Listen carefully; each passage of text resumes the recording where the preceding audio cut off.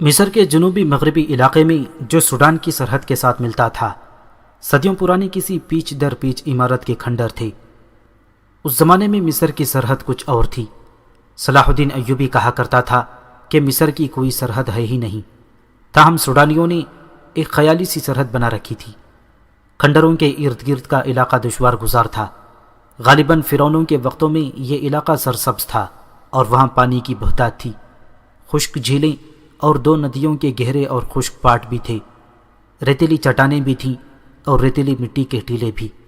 ان کی شکلیں کسی بہت بڑی عمارت کے کھنڈروں کی مانند تھیں۔ کہیں ٹیلا ستون کی طرح دور اوپر تک چلا گیا تھا اور کہیں ٹیلے دیواروں کی طرح کھڑے تھے۔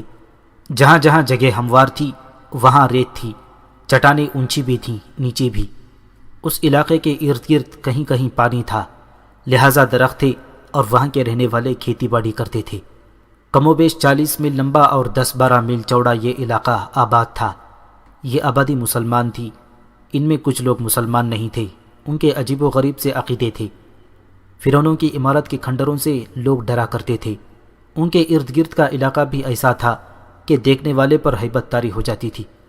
وہاں سے کوئی گزرتا ہی نہیں تھا۔ لوگ کہتے تھے کہ وہاں فرعونوں کی بدروحیں رہتی ہیں، جو دن کے دوران بھی جانوروں کی صورت میں گھومتی پھرتی رہتی ہیں، اور کبھی اونٹوں پر سوار سپاہیوں کے بھیس میں اور کبھی خوبصورت عورتوں کے روپ میں نظر آتی ہیں، اور رات کو وہاں سے ڈراؤنی آوازیں بھی سنائی دیتی ہیں۔ کوئی 1 سال سے یہ کھنڈر لوگوں کی دلچسپیوں کا مرکز بن گیا تھا۔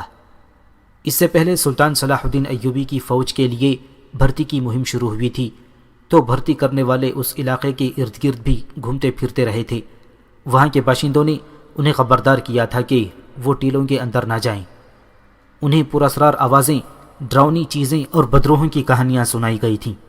اس علاقے سے فوج کو بہت بھرتی ملی تھی، مگر اس کے بعد بھرتی کرنے والے گئے تو لوگوں کا رجحان بدلا ہوا تھا۔ سرحد پر گشت کرنے والے دستوں نے رپورٹ دی تھی کہ گشتی سنتری بھی اس علاقے کے اندر نہیں جایا کرتے تھے، اور انہوں نے کبھی کسی انسان کو ادھر جاتے نہیں دیکھا تھا، مگر اب وہ لوگوں کو اندر جاتا دیکھتے ہیں اور وہاں سے آنے والے ڈرے ہوئے نہیں ہوتے، بلکہ مطمئن سے نظر آتے ہیں۔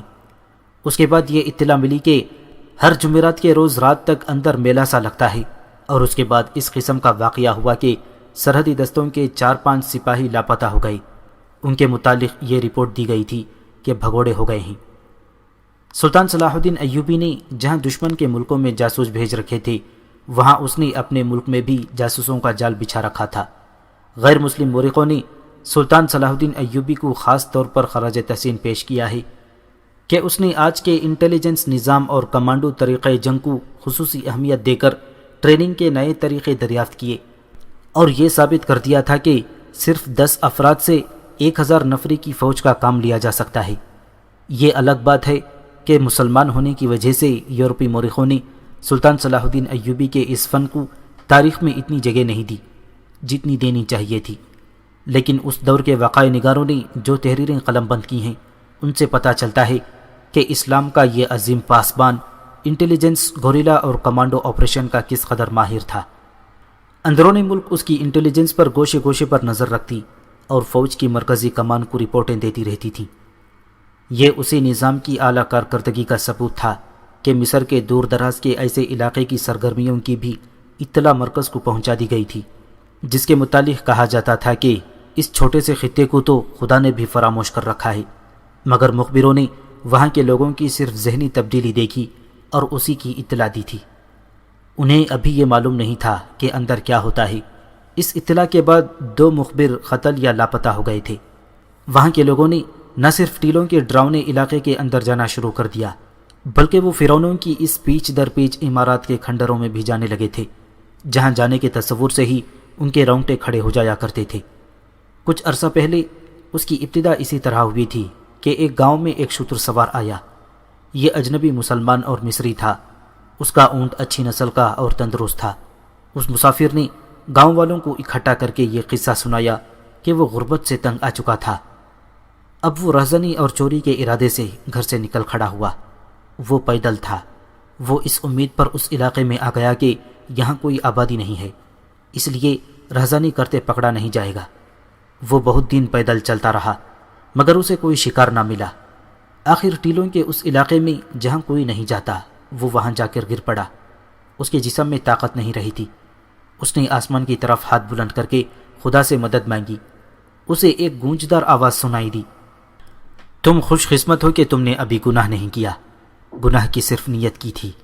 اگر تم کسی کو لوٹ کر یہاں آتے تو تمہارا جسم ہڈیوں کا پنجر بن جاتا، اور شیطان کے چھوڑے ہوئے درندے تمہارا گوشت جو تمہارے سامنے پڑا ہوا ہوتا تمہیں دکھا دکھا کر کھا جاتے۔ اس آواز نے اجنبی پر غشی طاری کر دی۔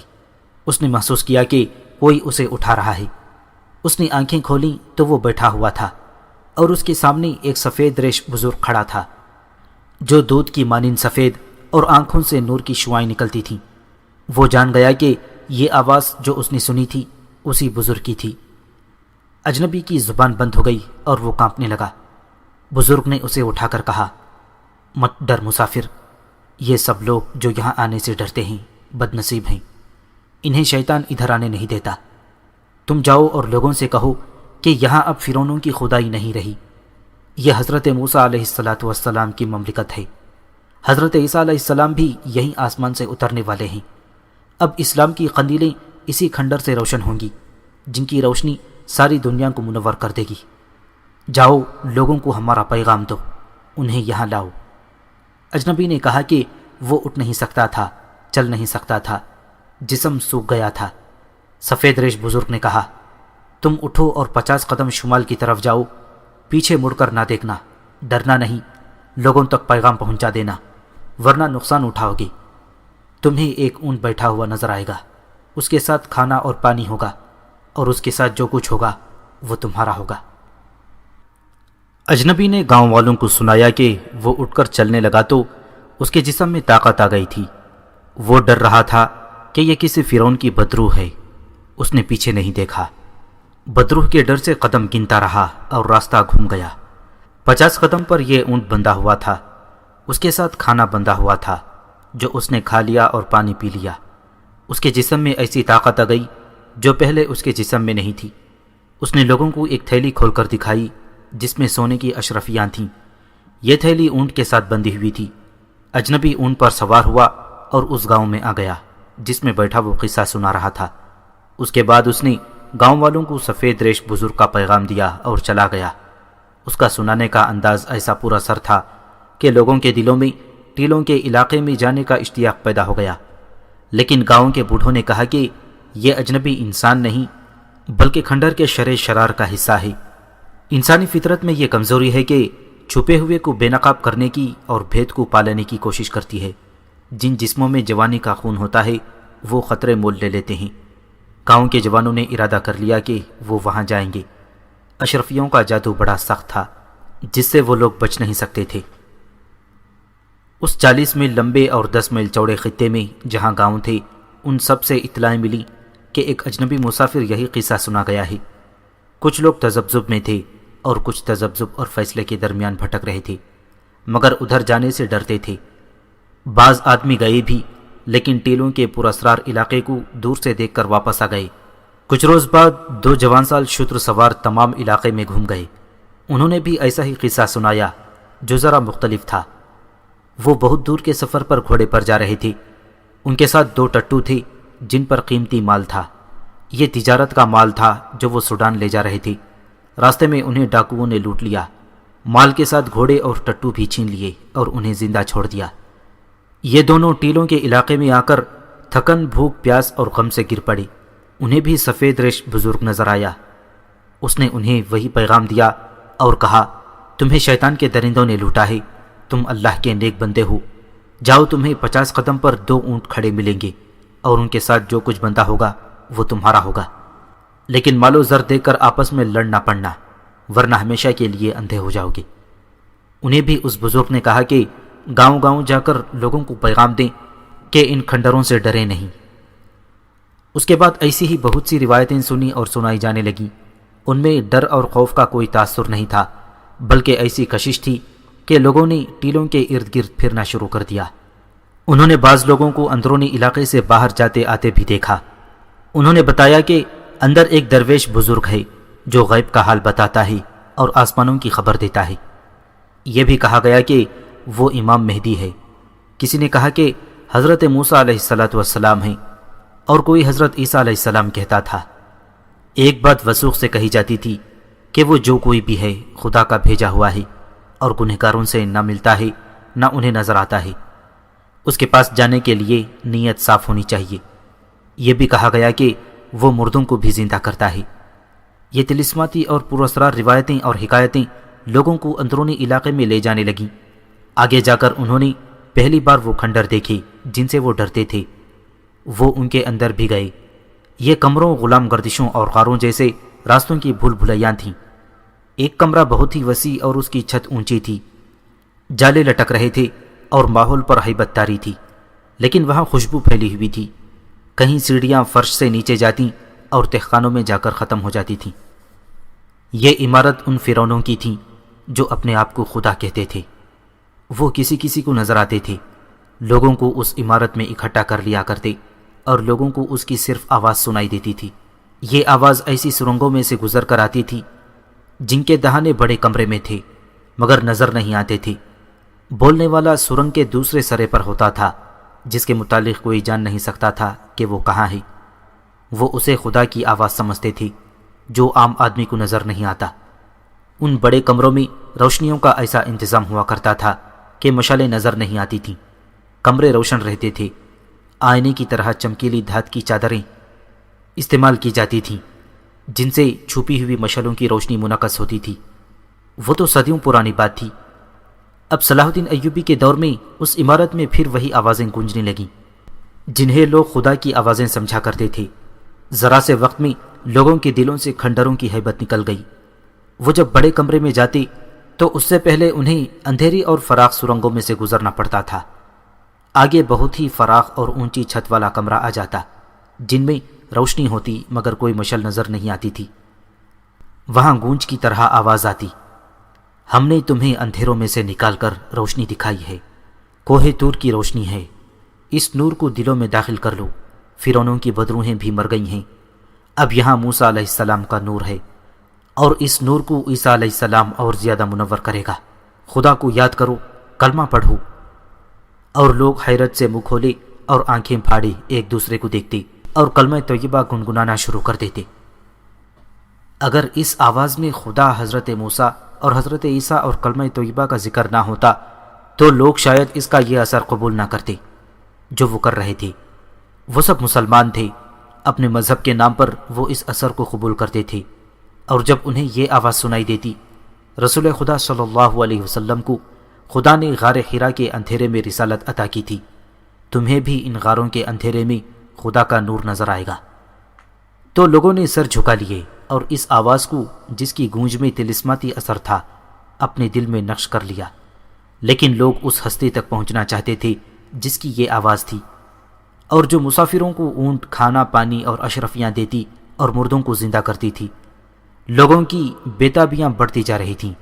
وہ اپنے گھروں کو جاتے تو انہیں عورتیں بتاتیں کہ ایک اجنبی آیا تھا جو کھنڈر والے درویش کی کرامات سنا گیا ہے۔ وہ کہتا تھا کہ اس نے درویش کی زیارت کی ہے۔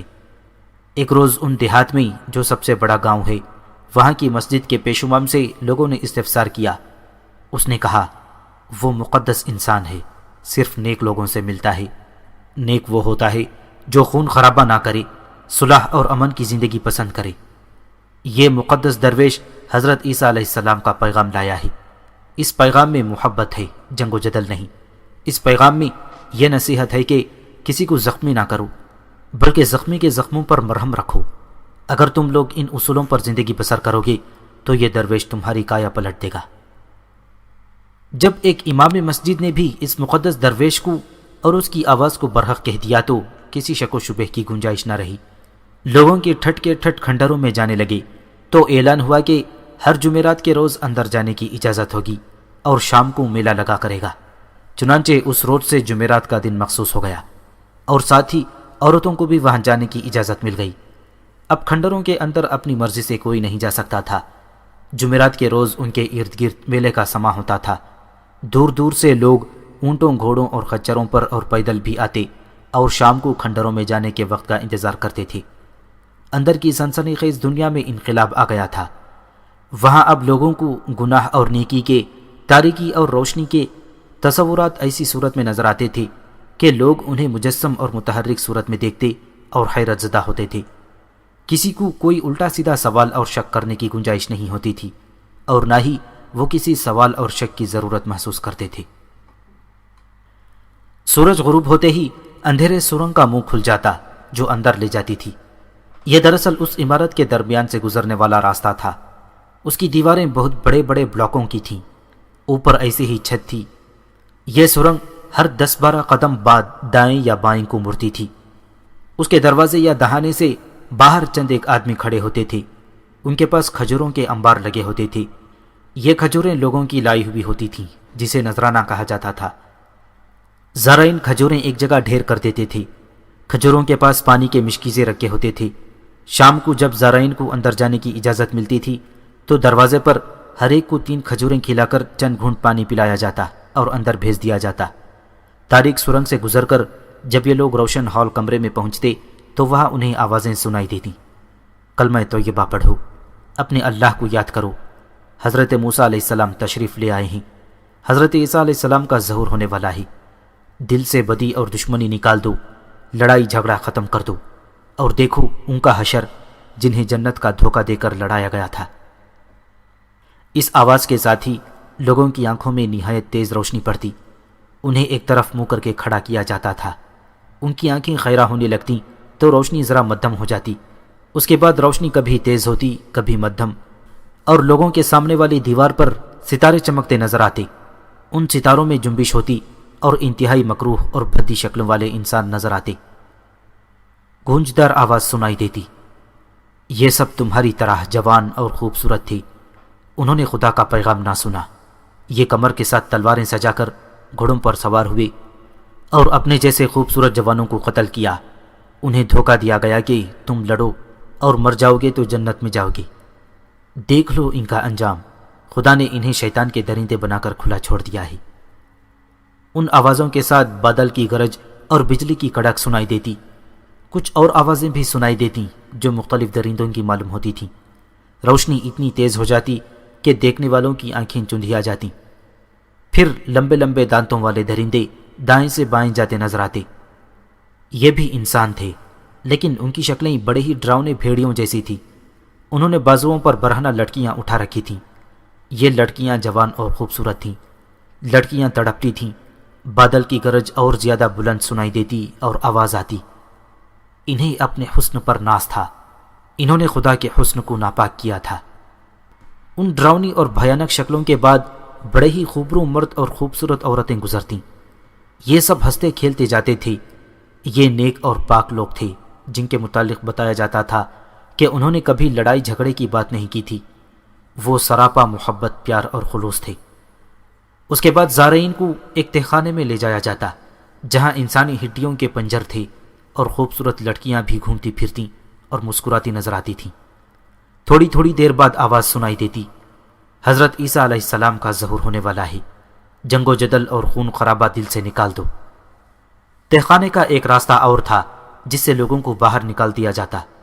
لوگوں پر ایسا تاثر طاری ہوتا تھا جیسے وہ سو گئے تھے اور انہوں نے بڑا ہی عجیب خواب دیکھا ہو جو ڈراؤنا تھا اور خوبصورت بھی۔ وہ ایک بار پھر اندر جانے کو بے تاب ہوتے تھے، لیکن کسی کو اس طرف جانے نہیں دیا جاتا تھا جدھر سے لوگ اندر جاتے تھے۔ وہ اپنے گھروں کو واپس نہیں جانا چاہتے تھے، رات وہیں کھنڈروں کے قریب ہی گزار دیتے تھے۔ وہاں کچھ لوگ ان کے پاس بیٹھ کر انہیں اندر کے راز بتاتے تھے۔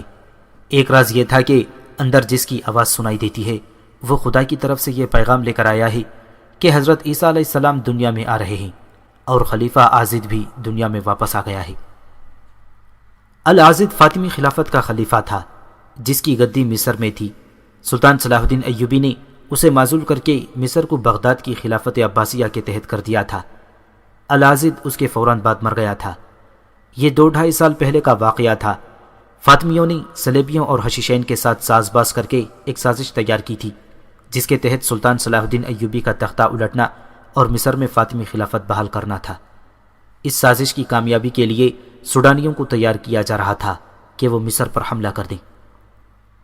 کھنڈر کے مریدوں کی تعداد میں اور اس کی عقیدت مندی میں اضافہ ہوتا جا رہا تھا اور جنوب مغربی علاقے کے لوگ قائل ہوتے جا رہے تھے کہ حضرت عیسیٰ علیہ السلام خلیفہ العاضد کو واپس بھیج چکے ہیں اور خود بھی واپس آ رہے ہیں۔ ان لوگوں نے فوج میں بھرتی ہونے سے توبہ کر لی تھی، کیونکہ وہ جنگ و جدل کو گناہ سمجھنے لگے تھے۔ صلاح الدین ایوبی کو ایک گنہگار بادشاہ قرار دے دیا گیا تھا، جو اپنی بادشاہی کو وسعت دینے کے لیے جوانوں کو یہ دھوکہ دے کر فوج میں بھرتی کرتا تھا کہ وہ شہید ہوں گے اور سیدھے جنت میں جائیں گے۔ کھنڈروں کے اندر کی دنیا لوگوں کے لیے عبادت گاہ بن گئی تھی۔ بعض نے تو ٹیلوں کے علاقے میں یہ ڈیرے ڈال دیے تھے۔ وہ اس مقدس درویش کی زیارت کے لیے بے قرار رہتے تھے، جس کی آواز کھنڈروں میں سنائی دیتی تھی، مگر وہ انہیں نظر نہیں آتا تھا۔ ایک نیا فرقہ جنم لے رہا تھا۔ اس زخمی حشیش کو جو سلطان صلاح الدین ایوبی پر قاتلانہ حملے میں زخمی ہوا تھا، علی بن سفیان قاہرہ لے گیا، جہاں اسے ایک الگ تھلگ مکان میں رکھا گیا۔ سلطان صلاح الدین ایوبی کے حکم کے مطابق اس کے علاج کے لیے ایک جراح مقرر کر دیا گیا تھا۔ وہ آخر مجرم تھا۔ اسے جس مکان میں رکھا گیا اس کے دروازے پر ایک سنتری کھڑا رہتا تھا۔ وہ ابھی بھاگنے کے قابل نہیں تھا۔ کھنڈروں کی نشاندہی اسی نے کی تھی۔ فیصلہ ہوا تھا کہ یہ ٹھیک ہو جائے تو اس کی رہنمائی میں جاسوس بھیج کر کھنڈروں کے اندر کے حالات دیکھے جائیں گے۔ ہو سکتا تھا کہ یہ زخمی جھوٹ بول رہا ہو۔ علی بن سفیان نے قاہرہ آتے ہی اپنے نائب حسن بن عبداللہ اور کوتوال غیاث بلبیس سے کہہ دیا تھا کہ وہ اس علاقے میں اپنا کوئی مخبر اور جاسوس نہ بھیجیں، جس کے متعلق انہیں رپورٹیں ملی ہیں کہ وہاں کے لوگ فوج کے خلاف ہو گئے ہیں۔ علی کو کسی بہت بڑے اور کارآمد انکشاف کی توقع تھی۔ زخمی کو معلوم نہیں کیوں یہ وہم ہو گیا تھا کہ وہ زندہ نہیں رہے گا۔ وہ روتا تھا اور بار بار اپنے گاؤں کا نام بتا کر کہتا تھا کہ میری بہن کو بلا دو، میں اسے دیکھ نہیں سکوں گا۔ علی بن سفیان اس کی اسی کمزوری کو اس سے مزید راز اگلوانے کے لیے استعمال کر رہا تھا۔ زخمی اپنی بہن کے متعلق غیر معمولی طور پر جذباتی تھا۔ علی کو جب یقین ہو گیا کہ زخمی کے سینے میں اب اور کوئی بات نہیں رہ گئی تو اس نے 2 پیامبر بلا کر انہیں زخمی کا گاؤں اور علاقہ بتایا اور کہا کہ اس کی بہن کو اپنے ساتھ لائیں۔ یہ علاقہ مصر کے جنوب مغرب میں ہی تھا۔ پیامبر اسی وقت روانہ ہو گئے۔ سلطان صلاح الدین ایوبی محاذ پر پہنچ گیا اور شوبی کے قلعے میں چلا گیا۔ اس کے چہرے پر قاتلانہ حملے کا کوئی تاثر نہیں تھا، جیسے کچھ ہوا ہی نہ ہو۔ اس کے محافظ دستے کا کمانڈر اور دیگر حکام جو اس کے ساتھ تھے بہت پریشان اور شرمسار تھے۔ وہ ڈرتے بھی تھے کہ سلطان صلاح الدین ایوبی کسی نہ کسی مقام پر ان پر برس پڑے گا اور جواب طلبی بھی کرے گا، مگر اس نے اس طرف اشارہ بھی نہیں کیا۔ البتہ اپنی مرکزی کمان کے فوجی حکام سے کہا، آپ نے دیکھ لیا ہے کہ میری زندگی کا کوئی بھروسہ نہیں، آپ میری جنگی چالیں غور سے دیکھتے رہا کریں۔ دشمن نے جو دوسرا محاذ کھول رکھا ہے اس پر نظر رکھیں اور تخریب کاروں کی پکڑ دھکڑ اور سرکوبی کرتے رہیں۔ اس نے کسی سے اتنا بھی نہ کہا کہ محافظ دستے کی چھان بین کی جائے۔ اس نے اتنے بڑے حادثے کا کوئی اثر ہی نہ لیا تھا۔ شوبی قلعے میں پہنچا اور سب سے پہلے پوچھا کہ کوئی جاسوس واپس آیا ہے یا نہیں۔ اسے بتایا گیا کہ 2 جاسوس کارآمد معلومات لائے ہیں۔ اس نے دونوں کو بلوا لیا اور صلیبیوں کے ارادوں کے متعلق رپورٹیں لیں۔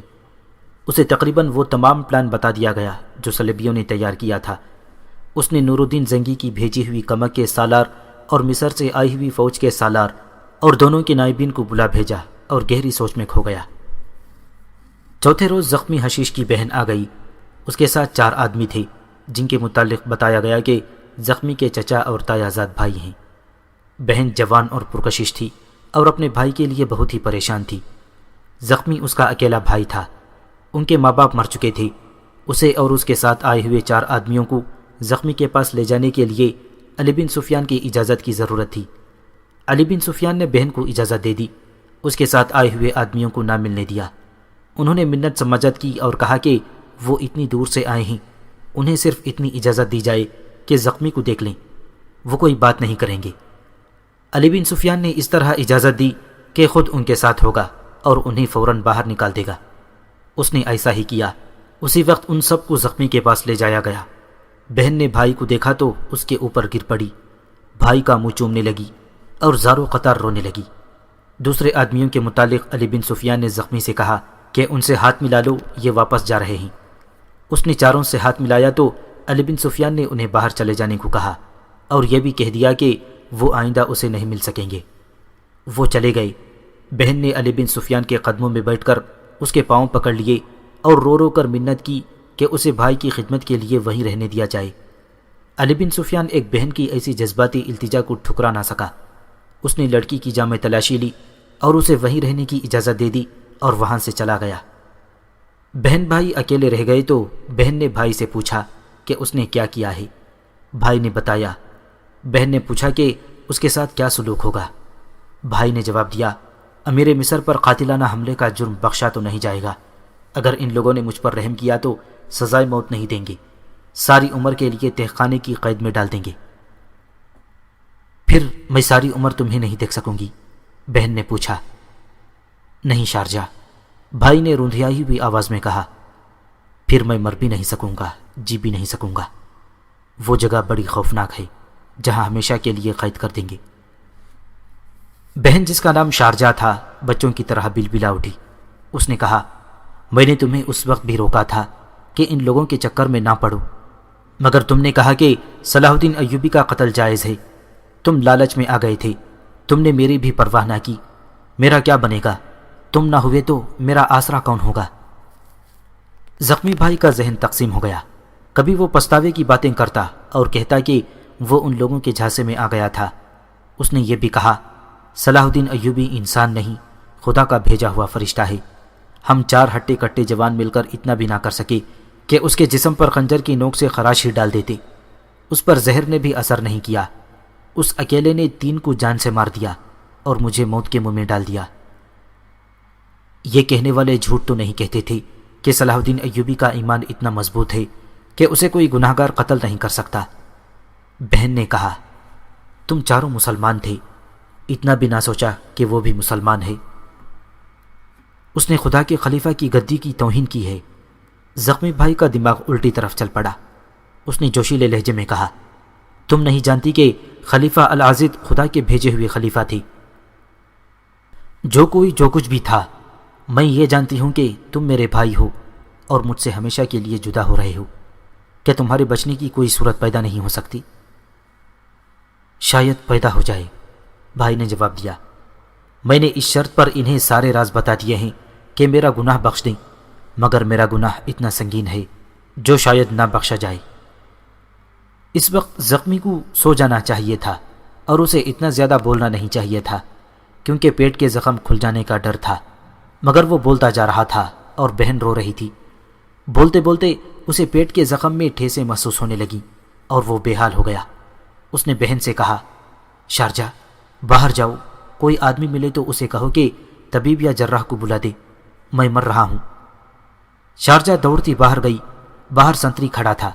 اس نے اسے بھائی کی حالت بتائی تو اس نے شارجہ کو اس جراح کے گھر کا راستہ بتا دیا جسے زخمی کی دیکھ بھال کے لیے مقرر کیا گیا تھا۔ اسے سختی سے حکم دیا گیا تھا کہ دن ہو یا رات زخمی کو زندہ رکھنے کی پوری کوشش کرے۔ وہ شاہی جراح تھا۔ شارجہ دوڑتی گئی۔ جراح کا گھر بالکل قریب تھا۔ شارجہ نے جراح کو بھائی کی حالت بتائی تو وہ بھاگم بھاگ آیا اور زخمی کو دیکھا۔ اس کے پیٹ کی پٹی خون سے لال ہو گئی تھی۔ جراح نے فوراً پٹی کھولی، خون بند کرنے کے لیے اس میں سفوف ڈالے اور بہت سا وقت صرف کر کے پٹی باندھی۔ خون بند ہو گیا۔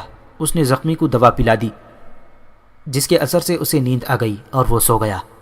شارجہ اس جوان سال جراح کو حیرت اور دلچسپی سے دیکھتی رہی۔ اسے توقع نہیں تھی کہ اتنی رات گئے کوئی اس کے مجرم بھائی کو دیکھنے آ جائے گا، لیکن جراح دوڑتا آیا اور اس نے اتنی انہماک سے زخمی کی مرہم پٹی کی کہ شارجہ کو حیران کر دیا۔ زخمی کی آنکھ لگ گئی تو جراح نے آنکھیں بند کر کے اور ہاتھ اوپر اٹھا کر سرگوشی کی، زندگی اور موت تیرے ہاتھ میں ہے، میرے خدا اس بد نصیب کے حال پر رحم کرو، اسے زندگی عطا کرو خدائے عزوجل۔ شارجہ کے آنسو نکل آئے۔ اس پر جراح کا تقدس طاری ہو گیا۔ اس نے جراح کے قریب 2 زانو ہو کر اس کا ایک ہاتھ پکڑا اور چوم لیا۔ جراح کے پوچھنے پر شارجہ نے بتایا کہ وہ زخمی کی بہن ہے۔ اس نے جراح سے پوچھا، کیا آپ کے دل میں اتنا زیادہ رحم ہے کہ میرے بھائی کو آپ تکلیف میں نہیں دیکھ سکتے، یا اسے اس لیے زندہ رکھنا چاہتے ہیں کہ یہ آپ کو راز کی ساری باتیں بتا دے؟ مجھے اس سے کوئی دلچسپی نہیں کہ اس کے پاس کوئی راز ہے یا نہیں، جراح نے کہا۔ میرا فرض ہے کہ اسے زندہ رکھوں اور اس کے زخم بالکل ٹھیک کر دوں۔ میری نگاہ میں مومن اور مجرم میں کوئی فرق نہیں۔ آپ کو شاید معلوم نہیں کہ اس کا جرم کیا ہے، شارجہ نے کہا، اگر معلوم ہوتا تو آپ اس کے زخم پر مرہم رکھنے کے بجائے مجھے معلوم ہے، جراح نے جواب دیا، لیکن میں اسے زندہ رکھنے کی پوری کوشش کروں گا۔ شارجہ اتنی متاثر ہوئی کہ اس نے جراح کے ساتھ اپنی باتیں شروع کر دیں۔ اسے بتایا کہ اس کے ماں باپ بچپن میں مر گئے تھے۔ اس وقت اس کا بھائی 10-11 سال کا تھا۔ اس نے شارجہ کو پالا پوسا اور جوان کیا۔ اگر اس کا بھائی نہ ہوتا تو کوئی نہ کوئی اسے اغوا کر کے لے جاتا۔ بھائی نے زندگی بہن کے لیے وقف کر دی تھی۔ جراح انہماک سے اس کی باتیں سنتا رہا اور اسے اس خیال سے باہر صحن میں لے گیا کہ زخمی کی آنکھ نہ کھل جائے۔ جراح ایسے انداز سے شارجہ کی باتیں سن رہا تھا جیسے وہ رات یہیں گزارے گا، مگر وہ جانے لگا تو شارجہ نے اس کا ہاتھ پکڑ کر کہا، آپ چلے جائیں گے تو مجھے ڈر لگے گا۔ جراح نے اسے بتایا کہ وہ اسے اپنے ساتھ نہیں لے جا سکتا اور اس کے ساتھ رہ بھی نہیں سکتا۔ جراح گھر میں اکیلا رہتا تھا۔ وہ شارجہ کی خاطر کچھ دیر اور رک گیا اور رات کے پچھلے پہر گیا۔ دوسرے دن کا سورج ابھی طلوع نہیں ہوا تھا کہ وہ زخمی کو دیکھنے آ گیا۔ اس نے رات والے انہماک سے اس کی مرہم پٹی کی، زخمی کو دودھ پلایا اور ایسا کھانا دیا جو شارجہ نے کبھی خواب میں بھی نہیں دیکھا تھا۔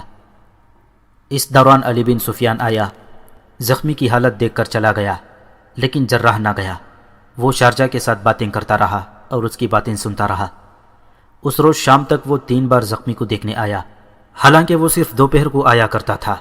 شام کو وہ چلا گیا تو زخمی نے اپنی بہن سے کہا، شارجہ، میری ایک بات غور سے سن لو۔ میری زندگی اس جراح کے ہاتھ میں ہے، لیکن میں دیکھ رہا ہوں کہ تمہیں دیکھ کر یہ میرا علاج پہلے سے زیادہ اچھے طریقے سے کرنے لگا ہے۔ میں موت قبول کر لوں گا، مگر اسے اتنی زیادہ قیمت نہیں دوں گا جو اس نے دل میں رکھ لی ہے۔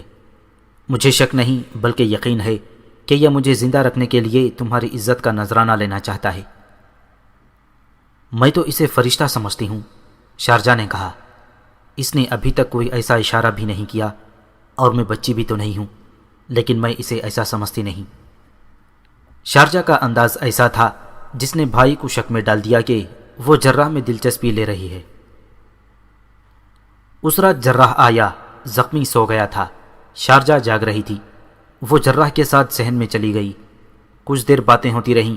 جراح نے اسے کہا کہ اس کا بھائی دوائی کے اثر سے اتنی گہری نیند سو گیا ہے کہ صبح تک اس کی آنکھ شاید نہیں کھلے گی۔ آؤ میرے گھر چلو۔ شارجہ کچھ جھجکی، لیکن جراح کی پیشکش ٹھکرا نہ سکی۔ وہ اس کے ساتھ چلی گئی۔ یہ خوبرو، جوان سال اور حلیم طبع جراح اکیلا رہتا تھا۔ شارجہ بالغ دماغ لڑکی تھی۔ اسے توقع تھی کہ آج رات یہ آدمی اس کے سامنے بے نقاب ہو جائے گا، مگر ایسا نہ ہوا۔ وہ اس کے ساتھ ہمدرد دوستوں کی طرح باتیں کرتا رہا۔ لڑکی کو اس کے اتنے مشفقانہ سلوک نے پریشان کر دیا۔ اس نے بے اختیار اس سے پوچھا، میں صحرا کے دور دراز علاقے کی غریب سی لڑکی ہوں اور ایک ایسے مجرم کی بہن ہوں جس نے مصر کے بادشاہ پر قاتلانہ حملہ کیا ہے۔ اس کے باوجود آپ میرے ساتھ ایسا سلوک کر رہے ہیں جس کی میں حقدار نہیں ہوں۔ جراح نے مسکراہٹ کے سوا کوئی جواب نہ دیا۔ لڑکی نے صاف کہہ دیا، مجھ میں اس خوبی کے سوا اور کچھ بھی نہیں کہ میں جوان لڑکی ہوں اور شاید میری شکل و صورت بھی اچھی ہے۔ تم میں ایک اور خوبی بھی ہے جس کا تمہیں علم نہیں، جراح نے کہا۔ تمہاری عمر اور تمہاری ہی شکل و صورت کی میری ایک بہن تھی۔ جس طرح تم بہن بھائی اکیلے ہو، اسی طرح میں اور میری بہن اکیلے رہ گئے تھے۔ میں نے تمہارے بھائی کی طرح اپنی بہن کو پالا پوسا اور اپنی زندگی اور ساری خوشیاں اس کے لیے وقف کر دی تھیں۔ وہ بیمار ہوئی اور میرے ہاتھوں میں مر گئی۔ میں اکیلا رہ گیا۔ تمہیں دیکھا تو شک ہوا کہ جیسے میری بہن مجھے مل گئی ہے۔ اگر تم اپنے آپ کو جوان اور خوبصورت لڑکی سمجھتی ہو اور میری نیت پر شک ہے تو اس کا یہی علاج ہے کہ میں تم میں ایسی دلچسپی کا اظہار نہیں کروں گا جو اب تک کیا ہے۔ تمہارے بھائی میں پوری دلچسپی لیتا رہوں گا۔ اسے ٹھیک کرنا میرا فرض ہے۔ شارجہ رات دیر وہاں سے واپس آئی۔ جراح اس کے ساتھ تھا۔ لڑکی کے شکوک رفع ہو چکے تھے۔ دوسرے دن جراح زخمی کو دیکھنے آیا۔ اس نے شارجہ کے ساتھ کوئی بات نہ کی۔ وہ جانے لگا تو شارجہ نے باہر جا کر اسے روک لیا۔ وہ رو رہی تھی۔ اسے ڈر تھا کہ جراح اس سے ناراض ہو کر چلا گیا ہے۔ جراح نے اسے بتایا کہ وہ ناراض نہیں، لیکن وہ اسے کسی اور شک میں نہیں ڈالنا چاہتا۔ رات کو جب زخمی سو گیا تو شارجہ وہاں سے نکل گئی اور جراح کے گھر چلی گئی۔ یہ اس کی بیتابی تھی جس پر وہ قابو نہ پا سکی۔ بہت دیر تک جراح کے پاس رہی۔ اس کے ذہن میں کچھ گانٹھیں پڑی ہوئی تھیں جنہیں وہ کھولنا چاہتی تھی۔ اس نے جراح سے پوچھا، کیا خلیفہ خدا کے بھیجے ہوئے ہوتے ہیں؟ خلیفہ انسان ہوتا ہے، جراح نے جواب دیا۔ خدا کے بھیجے ہوئے نبی اور پیغمبر تھے۔ یہ سلسلہ رسول اکرم صلی اللہ علیہ وسلم پر ختم ہو گیا ہے۔ صلاح الدین ایوبی خدا کا بھیجا ہوا ہے؟ لڑکی نے پوچھا۔ نہیں، وہ بھی انسان ہے، لیکن عام انسانوں سے اس کا رتبہ بلند ہے، کیونکہ وہ خدا اور خدا کے بھیجے ہوئے آخری رسول صلی اللہ علیہ وسلم کے عظیم پیغام کو دنیا کے گوشے گوشے میں پہنچانا چاہتا ہے۔ ایسے اور بہت سے سوال تھے جو شارجہ نے پوچھے اور جراح نے اس کے شکوک رفع کیے۔ اس نے کہا، پھر میرا بھائی بہت بڑا گنہگار ہے۔ اگر اسے کوئی یہ باتیں بتا دیتا جو آپ نے مجھے بتائی ہیں تو وہ اس گناہ سے بچا رہتا۔ اب تو اس کی جان بخشی نہیں ہوگی۔ ہو جائے گی، جراح نے اسے بتایا۔ اگر صلاح الدین ایوبی نے کہہ دیا ہے کہ اسے زندہ رکھنے کی کوشش کرو تو اس کا یہ مطلب ہے کہ اسے سزا نہیں دی جائے گی۔ اسے چاہیے کہ گناہوں سے توبہ کر لے۔ مجھے پورا یقین ہے کہ اسے کوئی سزا نہیں دی جائے گی۔ میں ساری عمر صلاح الدین ایوبی کی اور آپ کی خدمت میں گزار دوں گی، شارجہ نے روتے ہوئے کہا، اور میرا بھائی آپ سب کا غلام رہے گا۔ وہ جذباتی ہو گئی۔ اس نے جراح کے ہاتھ پکڑ کر کہا، آپ مجھ سے جو قیمت وصول کرنا چاہیں میں دوں گی۔ آپ مجھے اپنی لونڈی بنا لیں، اس کے عوض میرے بھائی کو ٹھیک کر دیں اور اسے سزا سے بچا لیں۔ قیمت اللہ سے وصول کی جاتی ہے، جراح نے اس کے سر پر ہاتھ رکھ کر کہا۔ بھائی کے گناہ کی سزا بہن کو نہیں دی جائے گی، اور بھائی کی صحت کی قیمت بہن سے وصول نہیں کی جائے گی۔ سب کا پاسبان اللہ ہے۔ اس کی ذات باری نے مجھے تمہاری عصمت کی پاسبانی اور تمہارے بھائی کی صحت کی ذمہ داری سونپی ہے۔ دعا کرو کہ میں اس امانت میں خیانت نہ کروں۔ بہن کی دعا عرش کو بھی ہلا دیا کرتی ہے۔ دعا کرو، دعا کرو، اس خدا کی عظمت کو یاد رکھو جس کے خلاف تمہیں گمراہ کیا جا رہا تھا۔ جراح نے اس لڑکی پر طلسم طاری کر دیا۔ ایک تو باتیں ہی ایسی تھیں جو جراح نے اسے بتائی تھیں۔ تاثر تو جراح کے سلوک نے پیدا کیا تھا۔ جراح کے متعلق تو اسے کچھ اور ہی شک ہو گیا تھا، لیکن وہ کچھ اور نکلا۔ اسے جیسے احساس ہی نہیں تھا کہ ایسی تنہائی میں اور رات کے وقت اتنی حسین اور جوان لڑکی اس کے رحم و کرم پر ہے۔ رات آدھی گزر گئی تھی۔ جراح نے اسے کہا، اٹھو، تمہیں وہاں تک چھوڑاؤں اور تمہارے بھائی کو بھی دیکھاؤں۔ دونوں گھر سے نکلے اور آہستہ آہستہ چل پڑے۔ رات تاریک تھی۔ وہ دونوں مکان کے پچھواڑے کے درمیان سے گزر رہے تھے۔ یہ چھوٹی سی ایک گلی تھی جس میں گزرتے ہی وہ مکان آ جاتا تھا جہاں زخمی حشیش قید میں پڑا تھا، اور اس کے دروازے پر سنتری کھڑا رہتا تھا۔ وہ دونوں اس گلی میں داخل ہوئے ہی تھے کہ پیچھے سے دونوں کو مضبوط بازوؤں میں جکڑ لیا گیا۔ دونوں کے منہ کپڑوں میں بند گئے۔ ان کی آواز بھی نہ نکل سکی۔ جراح جسمانی لحاظ سے کمزور نہیں تھا، مگر وہ بے خبری میں جکڑا گیا تھا۔ حملہ آور 4-5 معلوم ہوتے تھے۔ انہوں نے دونوں کو اٹھا لیا اور تاریکی میں غائب ہو گئے۔ کچھ دور گھوڑے کھڑے تھے۔ جراح کے ہاتھ پاؤں رسیوں سے باندھ دیے گئے تھے اور اسے گھوڑے پر ڈال کر ایک آدمی گھوڑے پر سوار ہو گیا۔ اسے کسی کی آواز سنائی دی جو شارجہ سے مخاطب تھی۔ شور نہ کرنا شارجہ، تمہارا کام ہو گیا ہے، گھوڑے پر سوار ہو جاؤ، یہ تمہارے لیے لائے ہیں۔ شارجہ کے منہ سے کپڑا اتار دیا گیا تھا۔ جراح کو اس کی آواز سنائی دی، اسے چھوڑ دو، اس کا کوئی قصور نہیں، یہ بہت اچھا آدمی ہے۔ اس کی تو ہمیں ضرورت ہے، کسی نے کہا۔ شارجہ، کسی نے حکم کے لہجے میں کہا، خاموشی سے اپنے گھوڑے پر سوار ہو جاؤ۔ اوہ، شارجہ کی آواز سنائی دی، یہ تم ہو؟ ہاں، سوار ہو جاؤ، کسی نے پھر حکم دیا۔ وقت ضائع نہ کرو، اور گھوڑے سر پر دوڑ پڑے۔ ذرا سی دیر میں قاہرہ سے نکل گئے۔ شارجہ نہایت اچھی سوار تھی۔ صبح سنتری بدلنے کا وقت ہوا۔ نیا سنتری آیا تو رات والا سنتری وہاں نہیں تھا۔ اس نے اندر جا کے دیکھا تو وہاں زخمی سویا ہوا تھا۔ اس کے اوپر کمبل پڑا ہوا تھا۔ اس کا منہ بھی ڈھکا ہوا تھا۔ نیا سنتری باہر والے دروازے پر جا کر کھڑا ہو گیا۔ اسے معلوم تھا کہ ابھی جراح زخمی کو دیکھنے آئے گا اور علی بن سفیان بھی آئے گا۔ اسے یہ بھی معلوم تھا کہ زخمی کی بہن زخمی کے ساتھ رہتی ہے اور اس کے سوا اندر جانے کی کسی کو اجازت نہیں، مگر بہن بھی اسے کہیں نظر نہیں آئی تھی۔ سورج طلوع ہوا تو علی بن سفیان آ گیا۔ اس نے سنتری سے پوچھا کہ جراح آ چکا ہے یا زخمی کو دیکھ کر چلا گیا ہے۔ سنتری نے اسے بتایا کہ جراح نہیں آیا، پہلا سنتری یہاں نہیں تھا اور اندر زخمی کی بہن بھی نہیں ہے۔ علی بن سفیان یہ سوچ کر اندر گیا کہ زخمی کی تکلیف بڑھ گئی ہوگی اور اس کی بہن جراح کو بلانے چلی گئی ہوگی۔ علی بن سفیان کے لیے ہی نہیں، یہ زخمی سلطنت اسلامیہ کے لیے مصر جتنا قیمتی تھا۔ اس کے صحت یاب ہونے کا انتظار تھا اور ایک بڑی خطرناک سازش کے بے نقاب ہونے کی توقع تھی۔ وہ تیزی سے اندر گیا۔ زخمی کے سر سے پاؤں تک کمبل پڑا تھا۔ علی بن سفیان کو تازہ خون کی بو محسوس ہوئی۔ اس نے زخمی کے منہ سے کمبل ہٹایا تو یوں بدک کر پیچھے ہٹ گیا جیسے وہ زخمی نہیں اژدہا تھا۔ اس نے وہیں سے باہر کھڑے سنتری کو آواز دی۔ سنتری دوڑتا ہوا اندر گیا۔ علی بن سفیان نے اسے زخمی کا چہرہ دکھاتے ہوئے پوچھا، یہ رات والا سنتری تو نہیں؟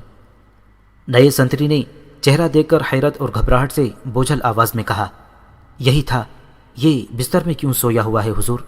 زخمی کہاں ہے؟ یہ سویا ہوا نہیں، مرا ہوا ہے، علی بن سفیان نے اسے کہا۔ اس نے کمبل اٹھا کر پرے پھینک دیا۔ بستر خون سے لال تھا۔ وہ زخمی حشیش نہیں بلکہ رات والے سنتری کی لاش تھی۔ علی بن سفیان نے دیکھا، لاش کے دل کے قریب خنجر کے 2 زخم تھے۔ زخمی حشیش غائب تھا۔ علی بن سفیان نے کمرے میں، صحن میں اور باہر زمین کو غور سے دیکھا۔ کہیں خون کا قطرہ بھی نظر نہ آیا۔ اس سے ظاہر ہوتا تھا کہ سنتری کو زندہ اٹھا کر اندر لایا گیا تھا اور بستر پر لٹا کر اس کے دل میں خنجر مارے گئے۔ اسے تڑپنے نہیں دیا گیا ورنہ خون کے چھینٹے بکھرے ہوئے ہوتے۔ وہ مر گیا تو اس پر کمبل ڈال دیا گیا اور قاتل زخمی قیدی کو اٹھا کر لے گئے اور اس کی بہن کو بھی لے گئے۔ صاف ظاہر تھا کہ زخمی کی بہن نے زخمی کے فرار میں مدد دی ہے۔ وہ جوان اور حسین لڑکی تھی۔ اس نے سنتری کو پھانس لیا ہوگا، اسے اندر لے گئی ہوگی۔ لڑکی کے ساتھیوں نے سنتری کو بے خبری میں پکڑ لیا ہوگا۔ علی بن سفیان کو اپنی اس غلطی پر تاسف ہوا کہ اس نے زخمی کے 4 ساتھیوں کو زخمی سے ملنے کی اجازت دی تھی۔ اس نے بتایا تھا کہ وہ زخمی کے چچا زاد اور تایا زاد بھائی ہیں۔ وہ اندر آ کر دیکھ گئے تھے کہ یہاں کے حفاظتی اقدامات کیا ہیں۔ اسے بہن کو بھی یہاں رہنے کی اجازت نہیں دینی چاہیے تھی۔ اس نے یہ بھی یقین نہیں کیا تھا کہ یہ لڑکی زخمی کی بہن تھی یا اس کے گروہ کی فرد تھی۔ علی بن سفیان کو غصہ آیا اور وہ اپنی بھول پر پچھتایا بھی، لیکن اس نے دل ہی دل میں زخمی اور اس کے ساتھیوں کے اتنے کامیاب فرار کو سراہا۔ علی بن سفیان جیسے سراغ رساں کو دھوکہ دینا آسان نہیں تھا۔ وہ لوگ اسے بھی جل دے گئے تھے۔ اس نے نئے سنتری سے کچھ باتیں پوچھیں۔ اس نے بتایا کہ اس سے پہلے وہ رات کو بھی یہیں پہرے پر کھڑا رہ چکا تھا۔ اس نے لڑکی کو جراح کے ساتھ اس کے گھر جاتے اور رات بہت دیر بعد دونوں کو واپس آتے دیکھا تھا۔ اس سے علی بن سفیان کو شک ہوا کہ لڑکی نے جراح کو بھی اپنے حسن و جوانی کے زیر اثر کر لیا تھا۔ علی بن سفیان نے سنتری سے کہا کہ دوڑ کر جائے اور جراح کو بلا لائے۔ سنتری کے جانے کے بعد وہ سراغ ڈھونڈنے لگا۔ باہر گیا، زمین دیکھی، اسے پاؤں کے نشان نظر آئے، لیکن نشان اس کی مدد نہیں کر سکتے تھے۔ زخمی شہر میں تو روپوش نہیں ہو سکتا تھا۔ ایک ہی طریقہ رہ گیا تھا، زخمی کے گاؤں پر جہاں سے اس کی بہن کو لایا گیا تھا چھاپا مارا جائے۔ وہ گاؤں بہت دور تھا۔ سنتری نے واپس آ کر بتایا کہ جراح گھر میں نہیں ہے۔ علی بن سفیان اس کے گھر گیا۔ اس کے ملازم نے بتایا کہ جراح رات بہت دیر ایک لڑکی کے ساتھ باہر نکلا تھا، پھر واپس نہیں آیا۔ اس لڑکی کے متعلق اس نے بتایا کہ پہلے بھی جراح کے ساتھ آ چکی ہے اور دونوں بہت دیر تک اندر بیٹھے رہے تھے۔ علی بن سفیان کو یقین ہو گیا کہ جراح بھی زخمی کے فرار میں شریک ہے اور یہ لڑکی کے حسن کے جادو کا کمال ہے۔ علی بن سفیان نے اپنے محکمے کے سراغ رسانوں کو بلوایا اور انہیں فرار کے متعلق بتایا۔ وہ سب ادھر ادھر بکھر گئے۔ ایک جگہ انہیں بہت سے گھوڑوں کے کھروں کے نشان نظر آئے۔ ارد گرد کے رہنے والوں میں سے 3-4 آدمیوں نے بتایا کہ رات انہوں نے بہت سے گھوڑے دوڑنے کی آوازیں سنی تھیں۔ سراغ رساں کھروں کو دیکھتے شہر سے دور نکل گئے، مگر آگے جانا بیکار تھا۔ رات کے بھاگے ہوئے گھوڑوں کو اب کھرے دیکھ دیکھ کر پکڑنا کسی پہلو ممکن نہیں تھا۔ انہیں صرف اتنا پتہ چلا کہ مفرور اس سمت کو گئے ہیں۔ علی بن سفیان کے کرنے کا کام اب یہی رہ گیا تھا کہ قائم مقام امیر مصر تقی الدین کو اطلاع دے دے کہ زخمی حشیش کو اس کے ساتھی اغوا کر کے لے گئے ہیں۔ اسے یہ خیال بھی آیا کہ زخمی نے راز کی جو باتیں بتائی تھیں وہ بے بنیاد تھیں اور اس نے اپنی جان بچانے اور فرار کا موقع پیدا کرنے کے لیے یہ چال چلی تھی۔ وہ صلاح الدین ایوبی کو بھی اور علی بن سفیان کو بھی الو بنا گیا تھا۔ آدھا دن گزر گیا تھا جب علی بن سفیان تقی الدین کو اطلاع دینے کے لیے چلا گیا۔ اس وقت اس کا زخمی قیدی جو کھڑا ہونے کے بھی قابل نہیں تھا، وہ قاہرہ سے بہت دور ایک ویرانے میں پہنچ چکا تھا، مگر وہ زندہ نہیں تھا۔ جراح کے ہاتھ پاؤں بندھے ہوئے تھے اور وہ ایک گھوڑے پر بے جان چیز کی طرح پڑا تھا۔ اس کی ٹانگیں ایک طرف، اوپر کا دھڑ اور بازو دوسری طرف تھے۔ رات بھر وہ اسی حالت میں رہا تھا۔ صبح کا اجالا صاف نہیں ہوا تھا جب گھوڑے رکے۔ جراح کی آنکھوں پر پٹی باندھی گئی تھی۔ اسے پٹی باندھنے والا آدمی نظر نہ آ سکا کیونکہ اس کا سر نیچے تھا۔ پٹی بن جانے کے بعد اس کے پاؤں کھول دیے گئے اور اسے گھوڑے پر بٹھا دیا گیا۔ اس کے ہاتھ بندھے رہے۔ اس کے پیچھے ایک آدمی گھوڑے پر سوار ہو گیا اور گھوڑے ذرا سے آرام کے بعد پھر چل پڑے۔ اسے اتنا ہی پتہ چل سکتا تھا کہ اس کے پیچھے چند اور گھوڑے آ رہے ہیں اور سوار آہستہ آہستہ باتیں کر رہے ہیں۔ گھوڑے چلتے گئے اور سورج اوپر اٹھتا گیا۔ پھر جراح نے محسوس کیا کہ گھوڑا چڑھائی چڑھ رہا ہے، تھوڑے فاصلے پر دائیں بائیں مڑ رہا ہے، نیچے اتر رہا ہے۔ اس سے وہ اندازہ کر رہا تھا کہ یہ علاقہ ٹیلوں اور کھائیوں کا ہے۔ بہت دیر بعد سورج سر پر آ گیا تھا۔ اسے پیچھے سے بلند آوازیں سنائی دیں جن سے اسے پتہ چلا کہ کوئی سوار گر پڑا ہے۔ اس کا گھوڑا رک گیا اور پیچھے کو مڑا۔ اسے اس طرح کی آوازیں سنائی دیں، اٹھا لو، سائے میں لے چلو، بے ہوش ہو گیا ہے، اوہ خدایا اس کا خون بہہ رہا ہے۔ اسے شارجہ کی گھبرائی ہوئی آواز سنائی دی، جراح کی آنکھیں اور ہاتھ کھول دو، وہ خون روک لے گا ورنہ میرا بھائی مر جائے گا۔ یہ زخمی حشیش تھا جو گھوڑے سے گر پڑا تھا۔ رات بھر کی گھوڑ سواری سے اور گھوڑا اتنی تیز بھگانے سے اس کے پیٹ کا زخم کھل گیا تھا اور ران کے زخم سے بھی خون جاری ہو گیا تھا۔ وہ درد کو برداشت کرتا رہا، خون نکلتا رہا۔ آخر یہاں آ کر خون اتنا نکل گیا کہ اس پر غشی طاری ہو گئی اور وہ گھوڑے سے گر پڑا۔ اسے اٹھا کر ایک ٹیلے کے سائے میں لے گئے۔ اس کے منہ میں پانی ڈالا لیکن پانی حلق سے نیچے نہ گیا۔ اس کے کپڑے خون سے تر ہو گئے تھے۔ جراح کی آنکھیں کھول دی گئیں اور اسے کہا گیا کہ وہ ادھر ادھر نہ دیکھے۔ اس نے اپنی پیٹھ میں خنجر کی نوک محسوس کی۔ وہ آگے آگے چل پڑا۔ ٹیلے کے دامن میں زخمی پڑا تھا اور شارجہ اس کے پاس بیٹھی تھی۔ اس نے جراح سے کہا، خدا کے لیے میرے بھائی کو بچاؤ۔ جراح نے سب سے پہلے زخمی کی نبض پر ہاتھ رکھا۔ اس کے لیے حکم تھا کہ وہ ادھر ادھر نہ دیکھے۔ وہ بیٹھ گیا تھا اور زخمی کی نبض دیکھ رہا تھا۔ اس کی پیٹھ میں خنجر کی نوک چبھ رہی تھی۔ زخمی کی نبض محسوس کر کے وہ تیزی سے اٹھا اور پیچھے کو مڑا۔ اس کے سامنے 4 آدمی کھڑے تھے جن کے چہرے سیاہ نقابوں میں تھے۔ ان کی صرف آنکھیں نظر آتی تھیں۔ ان میں سے ایک کے ہاتھ میں خنجر تھا۔ جراح نے غصے سے کہا، تم سب پر اللہ کی لعنت برسے، تم نے اسے بچانے کے بجائے اس کی جان لے لی ہے۔ تم سب اس کے قاتل ہو، یہ مر چکا ہے۔ ہم نے اسے چارپائی سے ہلنے بھی نہیں دیا تھا اور تم اسے گھوڑے پر بٹھا کر لائے۔ اس کے زخم کھل گئے اور جسم کا تمام خون ضائع ہو گیا۔ شارجہ بھائی کی لاش پر گر پڑی اور چیخیں مار مار کر رونے لگی۔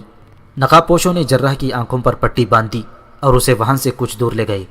لاش گھوڑے پر ڈال دی گئی اور قافلہ پھر روانہ ہو گیا۔ جراح کو شارجہ کے رونے اور چلانے کی جگر سوز آوازیں سنائی دیتی رہیں۔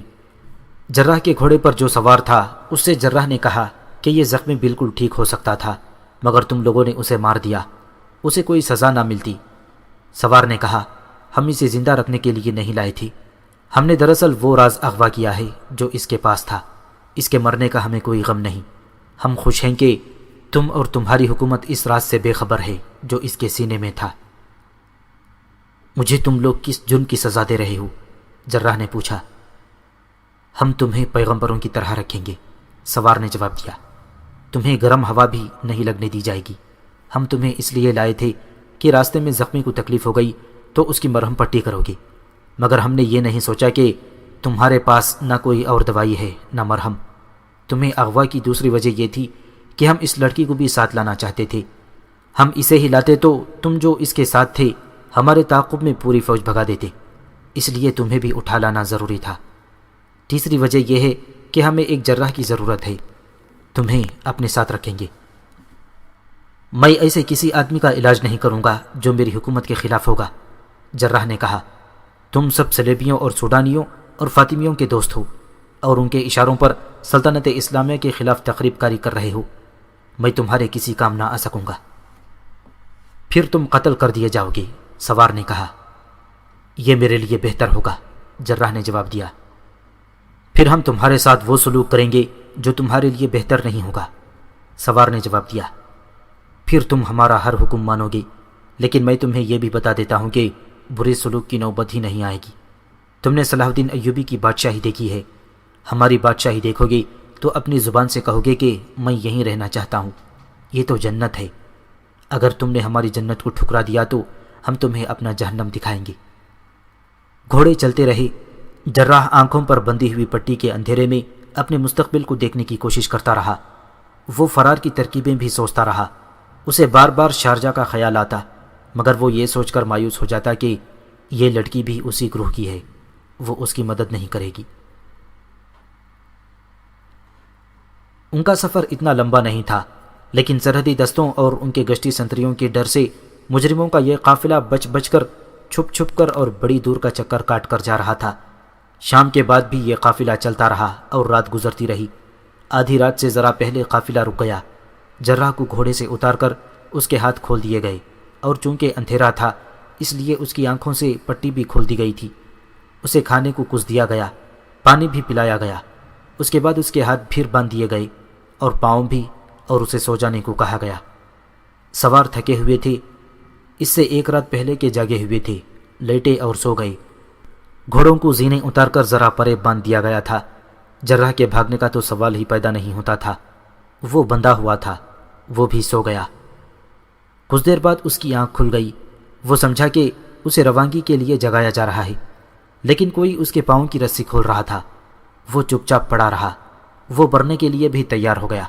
اسے یہ بھی توقع تھی کہ اسے قتل کر کے پھینک جائیں گے، لیکن پاؤں کی رسی کھلنے کے بعد جب یہ سایہ اس کے ہاتھوں کی رسی کھولنے لگا تو اس نے جھک کر جراح کے کان میں کہا، میں نے 2 گھوڑوں پر زینے کس دی ہیں، خاموشی سے میرے پیچھے آؤ، میں تمہارے ساتھ چلوں گی۔ وہ بے ہوشی کی نیند سوئے ہوئے ہیں۔ یہ شارجہ کی آواز تھی۔ جراح آہستہ سے اٹھا اور شارجہ کے پیچھے پیچھے چل پڑا۔ ریت پر پاؤں کی آہٹ پیدا نہیں ہوتی تھی۔ آگے 2 گھوڑے کھڑے تھے، ایک پر شارجہ سوار ہو گئی، دوسرے پر جراح سوار ہو گیا۔ شارجہ نے کہا، اگر تم اچھے سوار نہیں ہو تو ڈرنا نہیں، گرو گے نہیں، ایڑ لگاؤ اور لگام ڈھیلی چھوڑ دو، گھوڑے کو دائیں بائیں موڑنا تو جانتے ہوگے۔ جراح نے جواب دیے بغیر گھوڑے کو ایڑ لگائی۔ شارجہ کا گھوڑا بھی اس کے ساتھ ہی دوڑا۔ دوڑتے گھوڑے سے شارجہ نے کہا، میرے پیچھے رہو، میں راستہ جانتی ہوں، اندھیرے میں مجھ سے الگ نہ ہو جانا۔ سرپٹ بھاگتے گھوڑوں نے مجرموں کو جگا دیا، لیکن تعاقب آسان نہیں تھا۔ انہیں پہلے تو دیکھنا تھا کہ یہ کس کے گھوڑے ہیں۔ انہیں شارجہ کے بھاگنے کا خطرہ ہی نہیں تھا۔ کچھ وقت دیکھنے میں لگ گیا ہوگا کہ وہ کون تھے، اور ذرا دیر بعد ہی انہیں پتہ چلا کہ شارجہ اور جراح بھاگ گئے ہیں۔ پھر انہیں اپنے گھوڑوں پر زینے ڈالنی تھیں۔ اس میں اتنا وقت صرف ہو گیا کہ بھاگنے والے 2-2.5 میل دور نکل گئے۔ شارجہ اور جراح نے بار بار پیچھے دیکھا، آوازیں سننے کی بھی کوشش کی۔ انہیں یقین سا ہو رہا تھا کہ ان کے تعاقب میں کوئی نہیں آ رہا۔ وہ ابھی گھوڑوں کی رفتار کم کرنے کا خطرہ مول نہیں لے سکتے تھے، اس لیے ایڑ لگاتے رہے۔ آخر وہ حد آ گئی جہاں گھوڑے خود ہی آہستہ ہونے لگے، لیکن وہ بہت دور نکل گئے تھے۔ جراح نے شارجہ سے کہا کہ یہاں کہیں نہ کہیں کوئی سرحدی دستہ ہونا چاہیے، مگر اسے معلوم نہیں تھا کہ کہاں ہوگا۔ شارجہ کو بھی معلوم نہیں تھا۔ اس نے جراح کو بتایا کہ وہ ان دستوں سے بچنے کے لیے دور کے راستے سے گئے تھے، ورنہ اس کا گاؤں دور نہیں تھا۔ اس نے اسے یہ یقین دلایا کہ وہ قاہرہ کے صحیح سمت کو جا رہے ہیں اور قاہرہ دور نہیں ہے۔ اگلا دن آدھا گزر گیا تھا جب علی بن سفیان قائم مقام امیر مصر تقی الدین کے سامنے بیٹھا تھا۔ تقی الدین کہہ رہا تھا، میں اس پر حیران نہیں کہ آپ جیسے تجربے کار حاکم نے یہ غلطی کی تھی کہ مشکوک لڑکی کو زخمی قیدی کے پاس رہنے کی اجازت دے دی اور 4 مشکوک افراد کو بھی زخمی کے پاس لے گئے۔ میں اس پر حیران ہوں کہ یہ گروہ اتنا زیادہ دلیر اور منظم ہے۔ زخمی کو اٹھا لے جانا، سنتری کو قتل کر کے زخمی کے بستر پر ڈال جانا دلیرانہ اقدام بھی ہے، اور یہ ایک منظم جرم بھی ہے۔ میرا خیال ہے کہ اس جرم کو جراح اور لڑکی نے آسان بنایا ہے، علی بن سفیان نے کہا۔ اس جرم میں بھی ہماری قوم کی اسی کمزوری نے کام کیا ہے جس کے متعلق صلاح الدین ایوبی پریشان رہتے ہیں اور کہا کرتے ہیں کہ عورت اور اقتدار کا نشہ ملت اسلامیہ کو لے ڈوبے گا۔ جراح کو میں نیک اور صاحب کردار سمجھتا تھا، مگر ایک لڑکی نے اسے بھی اندھا کر دیا۔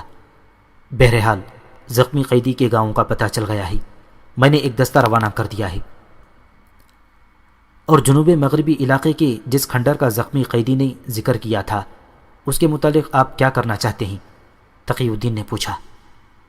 مجھے شک ہے کہ اس نے جھوٹ بولا تھا، علی بن سفیان نے جواب دیا۔ اس نے اپنی جان بچانے کے لیے یہ بے بنیاد قصہ گھڑا تھا، تاہم اس علاقے کی سراغ رسانی کی جائے گی۔ وہ اسی مسئلے پر باتیں کر رہے تھے کہ دربان نے اندر آ کر ایسی اطلاع دی جس نے دونوں کو سن کر دیا۔ انہوں نے ایک دوسرے کی طرف دیکھا، ایسے معلوم ہوتا تھا جیسے ان کی زبانیں بولنے سے معذور ہو گئی ہوں۔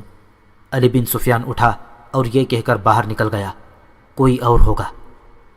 اس کے پیچھے تقی الدین بھی باہر نکل گیا، مگر وہ کوئی اور نہیں بلکہ ان کا اپنا جراح ان کے سامنے کھڑا تھا، اور اس کے ساتھ زخمی قیدی کی بہن شارجہ تھی۔ ان کے گھوڑے بری طرح ہانپ رہے تھے۔ جراح اور شارجہ کے چہرے اور سر گرد سے اٹے ہوئے تھے، ہونٹ خشک اور منہ کھلے ہوئے تھے۔ علی بن سفیان نے ذرا غور سے پوچھا، قیدی کو کہاں چھوڑائے؟ جراح نے ہاتھ سے اشارہ کیا کہ ہمیں ذرا دم لینے دو۔ دونوں کو اندر لے گئے، ان کے لیے پانی اور کھانا وغیرہ منگوایا گیا۔ جراح نے تفصیل سے بتایا کہ وہ کس طرح اغوا ہوا تھا اور سفر میں زخمی قیدی مر گیا ہے۔ اسے بالکل علم نہیں تھا کہ زخمی قیدی کو بھی اغوا کیا گیا ہے۔ یہ اسے اگلے روز سفر میں پتہ چلا جب زخمی گھوڑے سے گرا اور زخم کھل جانے کی وجہ سے مر گیا۔ جراح کو جس طرح شارجہ نے آزاد کرایا اور اس کے ساتھ بھاگی وہ بھی تفصیل سے سنایا۔ شارجہ نے اپنا بیان دیا تو علی بن سفیان جان گیا کہ یہ صحرائی لڑکی ہے، اجڑ اور دلیر ہے، اور یہ اتنی چالاک نہیں جتنا سمجھا گیا تھا۔ اس نے بتایا کہ وہ اپنے بھائی کے سہارے اور اسی کی خاطر زندہ تھی۔ اس بھائی کی خاطر وہ جان دینے کے لیے بھی تیار رہتی تھی۔ جراح نے جس سلوک سے اس کے بھائی کا علاج کیا اس سے وہ اتنی متاثر ہوئی کہ وہ اس کی مرید بن گئی۔ جراح کو وہ فرشتہ سمجھنے لگی۔ پہلے روز اس کے ساتھ جو 4 آدمی آئے تھے وہ اس کے کچھ نہیں لگتے تھے۔ وہ اس کے چچا زاد اور تایا زاد بھائی نہیں تھے، وہ اسی گروہ کے آدمی ہیں جو صلاح الدین ایوبی کو اور اس کے اعلیٰ حاکموں کو قتل کرنا چاہتا ہے۔ جب علی بن سفیان کے آدمی شارجہ کے گاؤں اسے ساتھ لانے گئے تھے اس وقت یہ 4 آدمی گاؤں میں تھے۔ انہیں پتہ چلا کہ شارجہ کا بھائی زخمی ہو کر قید ہو گیا ہے، تو وہ اس ارادے سے ساتھ چل پڑے کہ زخمی کو اغوا کریں گے۔ انہیں ڈر یہ تھا کہ زخمی کے پاس جو راز ہے وہ فاش نہ ہو جائے۔ وہ جانتے تھے کہ زخمی کہاں اور کس کارروائی میں زخمی ہوا تھا۔ شارجہ کے بیان کے مطابق اس کا ارادہ بھی یہی تھا کہ بھائی کو اغوا کرائے گی۔ اس نے بھائی کے پاس رہنے کی جو التجا کی تھی اس سے اس کے 2 مقصد تھے، ایک یہ کہ بھائی کی خدمت اور دیکھ بھال کرے گی، اور دوسرا یہ کہ موقع ملا تو اسے اغوا کرائے گی۔ وہ 4 آدمی زخمی سے مل کر واپس نہیں گئے بلکہ قاہرہ میں ہی رہے تھے۔ وہ شارجہ کے اشارے کے منتظر تھے، لیکن جراح نے لڑکی کو اتنا متاثر کیا کہ اس کی سوچ ہی بدل گئی۔ جراح نے اسے یقین دلایا کہ اس کے بھائی کو کوئی سزا نہیں ملے گی۔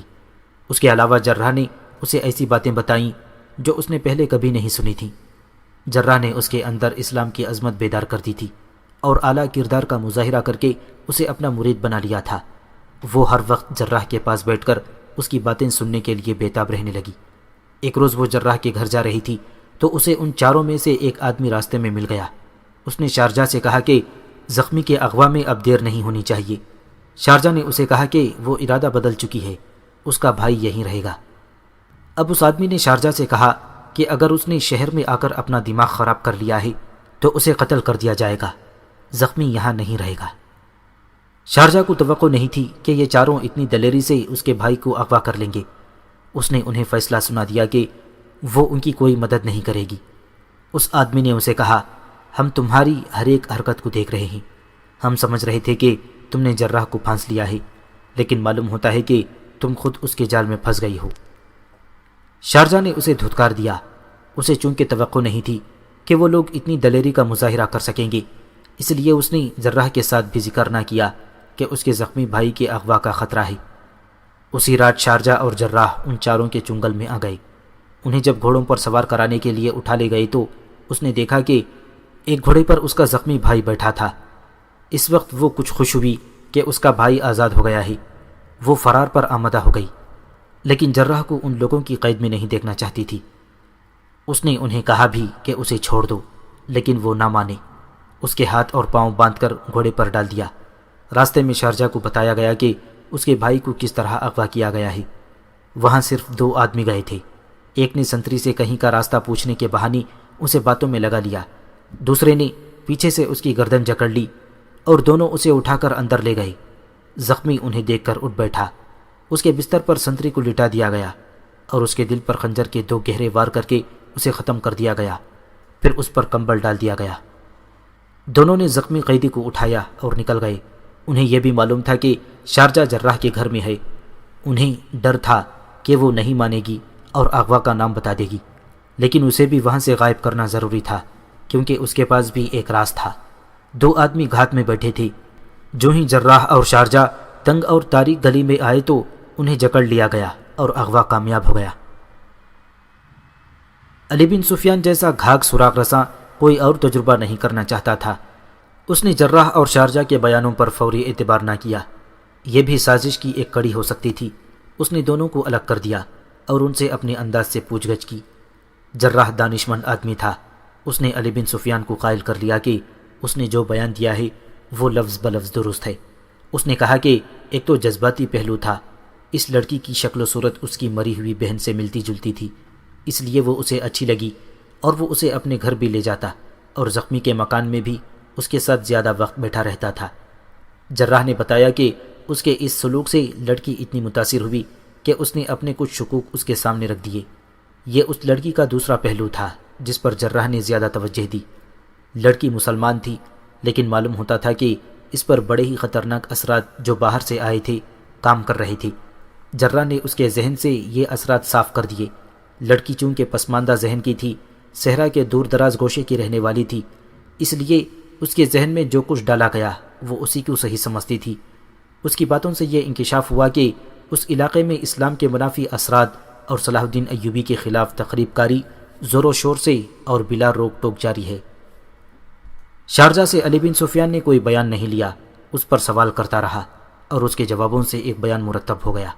اس نے فرعونوں کے اس کھنڈر کے متعلق وہی انکشاف کیا جو بیان کیا جا چکا تھا۔ وہ بھی اس کھنڈر کے اس پراسرار آدمی کی معتقد تھی جس کے متعلق کہا جاتا تھا کہ گنہگاروں کو نظر نہیں آتا اور اس کی صرف آواز سنائی دیتی ہے۔ شارجہ نے بتایا کہ اس کا بھائی فوج میں تھا اور وہ گھر میں اکیلی رہتی تھی۔ اسے گاؤں کے کچھ لوگوں نے کہا تھا کہ وہ اس کھنڈر میں چلی جائے کیونکہ وہ مقدس انسان خوبصورت کنواریوں کو بہت پسند کرتا ہے۔ شارجہ پر علی بن سفیان کی ماہرانہ چال سے لڑکی کے سینے سے یہ راز بھی نکل آیا کہ اس کے گاؤں کی 3 کنواری لڑکیاں اس کھنڈر میں چلی گئی تھیں، پھر واپس نہیں آئیں۔ ایک بار اس کا بھائی گاؤں آیا تھا۔ شارجہ نے اس سے پوچھا کہ وہ کھنڈر چلی جائے۔ بھائی نے اسے منع کر دیا تھا۔ شارجہ اچھی طرح بیان تو نہ کر سکی، لیکن یہ پتہ چل گیا کہ مصر کے جنوب مغربی علاقے میں کیا ہو رہا ہے۔ جراح کے متعلق لڑکی نے بتایا کہ اسے اگر گاؤں میں لے جاتے اور قید میں ڈال دیتے تو وہاں سے بھی وہ اسے اپنی جان کی بازی لگا کر آزاد کرا دیتی۔ اس کا جب بھائی مر گیا تو اس نے گاؤں تک جانے کا ارادہ ترک کر دیا اور تہیہ کر لیا کہ وہ جراح کو یہیں سے آزاد کرائے گی۔ ان 4 مجرموں کو وہ اپنا ہمدرد سمجھا کرتی تھی، لیکن جراح نے اسے بتایا تھا کہ یہ اللہ کے بہت بڑے مجرم ہیں۔ ان کے متعلق اسے یہ بھی پتہ چل گیا تھا کہ انہیں اس کے بھائی کے ساتھ ہمدردی نہیں بلکہ اس راز سے دلچسپی تھی جو اس کے پاس تھا، اسی لیے انہوں نے اسے مار دیا۔ علی بن سفیان نے اس سے پوچھا کہ وہ اب کیا کرنا چاہتی ہے اور اپنے متعلق اس نے کیا سوچا ہے۔ اس نے جواب دیا کہ وہ ساری عمر جراح کے قدموں میں گزار دے گی اور اگر جراح اسے آگ میں کود جانے کو کہے گا تو وہ کود جائے گی۔ اس نے اس پر رضامندی کا اظہار کیا کہ وہ کھنڈر تک جانے والوں کی رہنمائی کرے گی اور اپنے علاقے کے ہر اس افراد کو پکڑوائے گی جو مصر کی حکومت کے خلاف کام کر رہا ہے۔ علی بن سفیان کے مشورے پر فوج اور انتظامیہ کے اعلیٰ حکام کا اجلاس بلایا گیا اور صورتحال تقی الدین کے سامنے رکھی گئی۔ سب کا یہ خیال تھا کہ تقی الدین مصر میں نیا آیا ہے اور اتنی بڑی ذمہ داری بھی اس کے سر پر پہلی بار پڑی ہے، اس لیے وہ محتاط فیصلے کرے گا اور شاید کوئی خطرہ مول نہ لینا چاہیے۔ اجلاس میں بیشتر حکام نے اس پر اتفاق کیا کہ چونکہ اتنے وسیع علاقے کی اتنی زیادہ آبادی گمراہ کر دی گئی ہے، اس لیے اس آبادی کے خلاف کارروائی نہ کی جائے۔ مسئلہ یہ تھا کہ کھنڈرات کے اندر کے جو حالات معلوم ہوئے تھے ان سے ظاہر ہوتا تھا کہ وہاں سے ایک نیا عقیدہ نکلا ہے جسے لوگوں نے قبول کر لیا ہے، لہٰذا یہ لوگ اپنے معبد اور عقیدے پر فوجی حملہ برداشت نہیں کریں گے۔ اس کا حل یہ پیش کیا گیا کہ اس علاقے میں اپنے معلم، عالم اور دانشور بھیجے جائیں جو لوگوں کو راہ راست پر لائیں، ان کے جذبات کو مجروح نہ کیا جائے۔ اجلاس میں ایک مشورہ یہ بھی پیش کیا گیا کہ سلطان ایوبی کو صورتحال سے آگاہ کیا جائے اور ان سے حکم لے کر کارروائی کی جائے۔ اس کا مطلب یہ ہے کہ آپ انسانوں سے ڈرتے ہیں، تقی الدین نے کہا، اور آپ کے دل میں خدا اور اس کے رسول صلی اللہ علیہ وسلم کا ڈر نہیں جن کے سچے مذہب کی وہاں توہین ہو رہی ہے۔ امیر مصر اور سالار اعلیٰ کو خبر تک نہیں جائے گی کہ مصر میں کیا ہو رہا ہے؟ کیا آپ اس سے بے خبر ہیں کہ وہ میدان جنگ میں کتنے طاقتور دشمن کے مقابلے میں کھڑے ہیں؟ کیا آپ صلاح الدین ایوبی کو یہ تاثر دینا چاہتے ہیں کہ ہم سب 2-4 ہزار گنہگاروں اور دشمنان دین سے ڈرتے ہیں؟ میں براہ راست کارروائی کا اور بڑی ہی سخت کارروائی کا قائل ہوں۔ گستاخی معاف امیر محترم، ایک نائب سالار نے کہا، سلیبی ہم پر یہ الزام عائد کرتے ہیں کہ اسلام تلوار کے زور سے پھیلایا گیا ہے۔ ہم اس الزام کی تردید عملی طور پر کرنا چاہتے ہیں۔ ہم پیار اور خلوص کا پیغام لے کر جائیں گے۔ تو پھر اپنی کمر کے ساتھ تلوار کیوں لٹکائے پھرتے ہو؟ تقی الدین نے طنزیہ لہجے میں کہا، فوج پر اتنا خرچ کیوں کر رہے ہو؟ کیا اس سے یہ بہتر نہیں کہ ہم فوج کو چھٹی دے دیں اور ہتھیار دریائے نیل میں پھینک کر مبلغوں کا ایک گروہ بنا لیں اور درویشوں کی طرح گاؤں گاؤں قریہ قریہ دھکے کھاتے پھریں؟ تقی الدین نے جذباتی لہجے میں کہا، اگر رسول خدا صلی اللہ علیہ وسلم کے پیغام کے خلاف صلیب کی تلوار نکلے گی تو اسلام کی شمشیر نیام میں نہیں پڑی رہے گی، اور جب شمشیر اسلام نیام سے نکلے گی تو ہر اس سر کو تن سے جدا کرے گی جو کلمہ رسول صلی اللہ علیہ وسلم کے سامنے جھکنے سے انکار کرتا ہے۔ وہ ہر اس زبان کو کاٹے گی جو کلمہ حق کو جھٹلاتی ہے۔ صلیبی اگر یہ الزام عائد کرتے ہیں کہ ہم نے اسلام تلوار کے زور پر پھیلایا ہے تو میں ان سے معافی مانگنے کے لیے تیار نہیں ہوں۔ سلطنت اسلامیہ کیوں سکڑتی چلی آ رہی ہے؟ خود مسلمان کیوں اسلام کے دشمن ہوئے جا رہے ہیں؟ صرف اس لیے کہ صلیبیوں نے عورت اور شراب سے، زر و جواہرات اور ہوا سے اقتدار سے اسلام کی تلوار کو زنگ آلود کر دیا ہے۔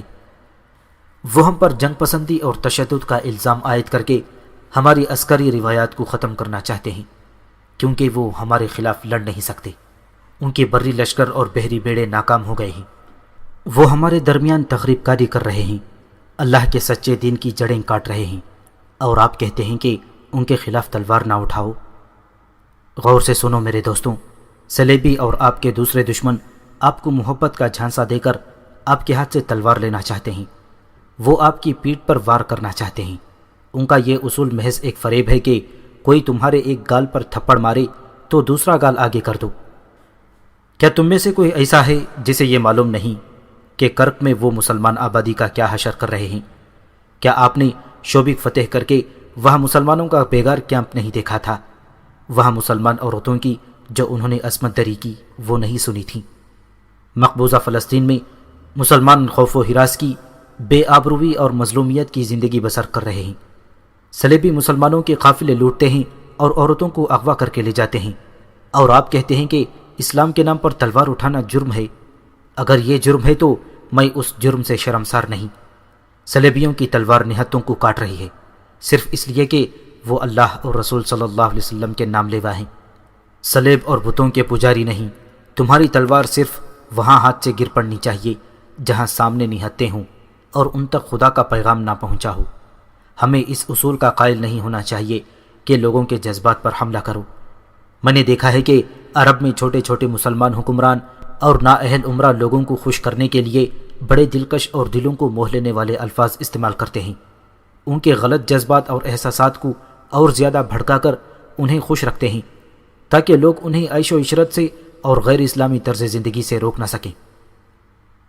ان عمرہ کا طریقہ کار یہ ہے کہ انہوں نے خوشامدیوں کا ایک گروہ پیدا کر لیا ہے جو ان کی ہر آواز پر لبیک کہتا ہے اور رعایا میں گھوم پھر کر ثابت کرتا رہتا ہے کہ ان کے امیر نے جو بات کہی ہے وہ خدا کی آواز ہے۔ اس کا نتیجہ یہ ہے کہ اللہ کے بندے بدکار اور عیاش انسانوں کے غلام ہوتے چلے جا رہے ہیں۔ قوم حاکم اور محکوم میں تقسیم ہوتی جا رہی ہے۔ ہم دیکھ رہے ہیں کہ دشمن ہماری جڑیں کاٹ رہا ہے اور ہماری قوم کے ایک حصے کو کفر کی تاریکیوں میں لے جا رہا ہے۔ اگر ہم نے سخت رویہ اختیار نہ کیا تو اس کا مطلب یہ ہوگا کہ ہم کفر کی تائید کر رہے ہیں۔ میرے بھائی صلاح الدین ایوبی نے مجھے کہا تھا کہ غداری ہماری روایت بنتی جا رہی ہے، لیکن میں یہ بھی دیکھ رہا ہوں کہ یہ بھی روایت بنتی جا رہی ہے کہ ایک ٹولہ حکومت کیا کرے گا اور قوم محکوم ہوگی۔ حکمران ٹولہ قوم کا خزانہ شراب میں بہائے گا اور قوم پانی کے گھونٹ کو بھی ترسے گی۔ میرے بھائی نے ٹھیک کہا تھا کہ ہماری قوم اور مذہب کے مستقبل پر نظر رکھنی چاہیے۔ ہمیں قوم میں وقار اور کردار کی بلندی پیدا کرنی ہے۔ آنے والی نسلیں ہمارے قبروں سے جواب مانگیں گی۔ اس مقصد کے لیے ہمیں ایسی کارروائی سے گریز کرنا چاہیے جو ملک اور مذہب کے لیے سود مند ہو۔ اگر یہ برحق اقدام قوم کے چند ایک افراد کے لیے تکلیف دہ ثابت ہوتے ہیں تو ہمیں اس کی پرواہ نہیں کرنی چاہیے۔ ہم قوم کا مفاد اور وقار چند ایک افراد کی خوشنودی پر قربان نہیں کر سکتے۔ ہم ملک کے اتنے بڑے حصے کو صرف اس لیے دشمن کی تخریب کاری کے سپرد نہیں کر سکتے کہ وہاں کے لوگوں کے جذبات مجروح ہوں گے۔ تم دیکھ رہے ہو کہ وہاں کے لوگ سیدھے سادھے اور بے علم ہیں۔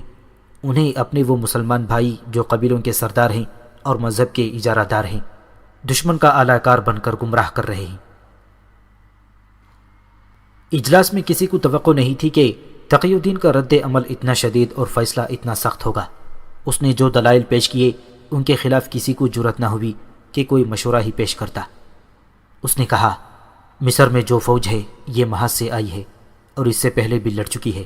اس فوج کے صرف 500 گھڑ سوار، 200 شتر سوار اور 500 پیادہ آج شام اس علاقے کی طرف روانہ کر دو جہاں وہ مشکوک کھنڈرات ہیں۔ یہ فوج اس علاقے سے اتنی دور رہے گی کہ ضرورت پڑے تو فوری طور پر محاصرہ کر سکے۔ میرے ساتھ دمشق سے جو 200 سوار آئے ہیں وہ علاقے کے اندر جا کر کھنڈروں پر حملہ کریں گے۔ ایک چھاپہ مار دستہ کھنڈروں کے اندر جائے گا، 2 سوار کھنڈروں کے محاصرے میں رہیں گے۔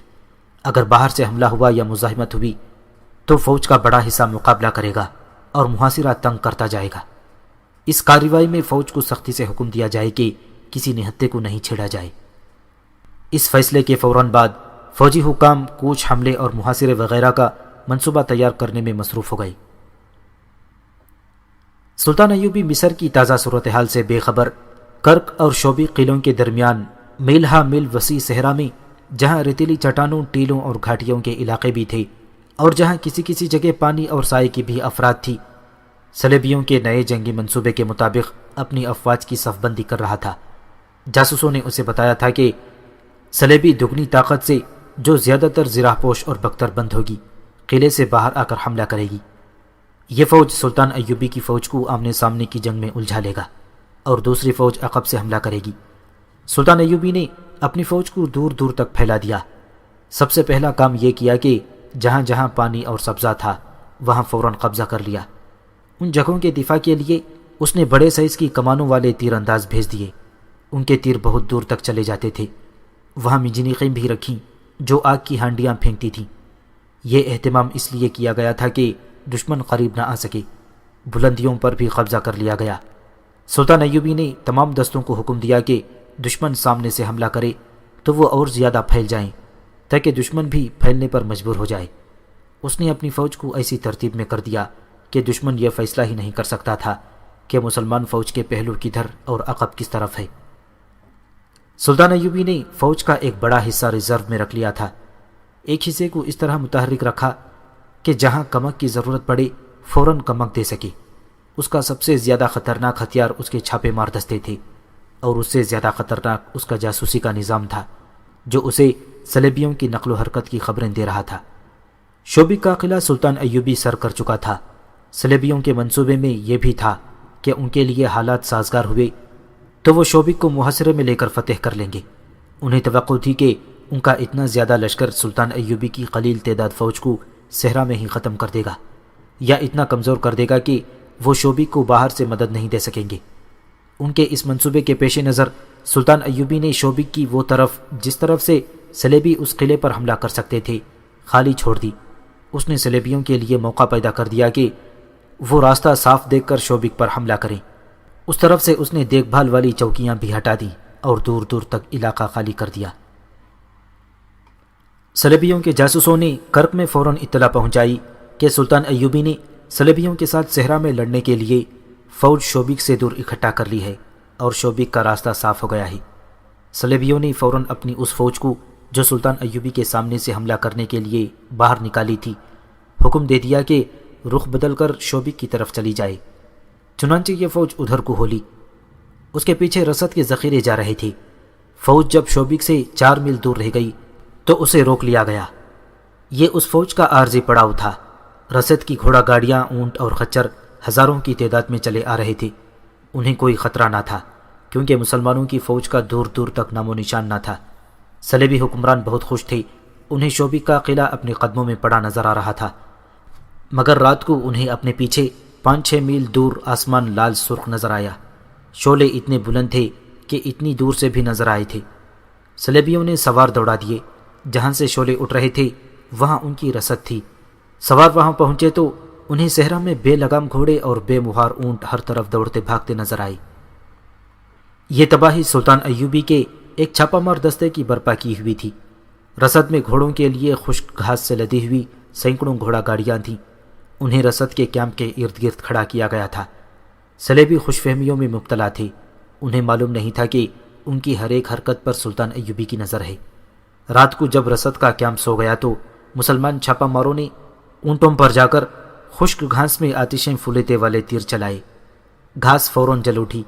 دیکھتے ہی دیکھتے کیمپ شعلوں کے گھیرے میں آ گیا۔ ان کے نرغے میں آئے ہوئے انسان جانیں بچانے کے لیے ادھر ادھر دوڑے تو ان میں سے بہت سے تیروں کا شکار ہو گئی۔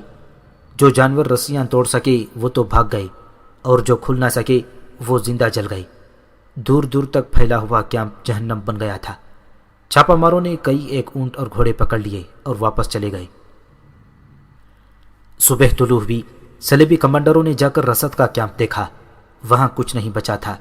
ان کی ایک ماہ کی رسد تباہ ہو چکی تھی۔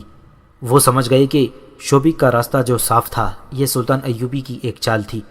انہوں نے بغیر دیکھے کہہ دیا کہ کرک سے شوبک تک ان کی رسد اور کمک کا راستہ محفوظ نہیں۔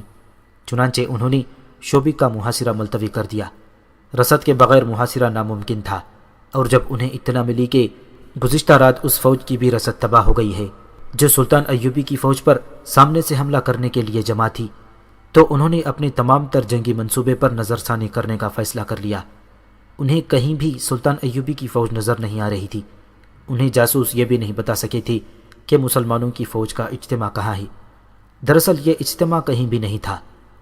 سلطان ایوبی کو اطلاع ملی کہ صلیبیوں نے دونوں محاذوں پر پیش قدمی روک دی ہے، تو اس نے اپنے کمانڈروں کو بلا کر کہا، صلیبیوں نے جنگ ملتوی کر دی ہے لیکن ہماری جنگ جاری ہے۔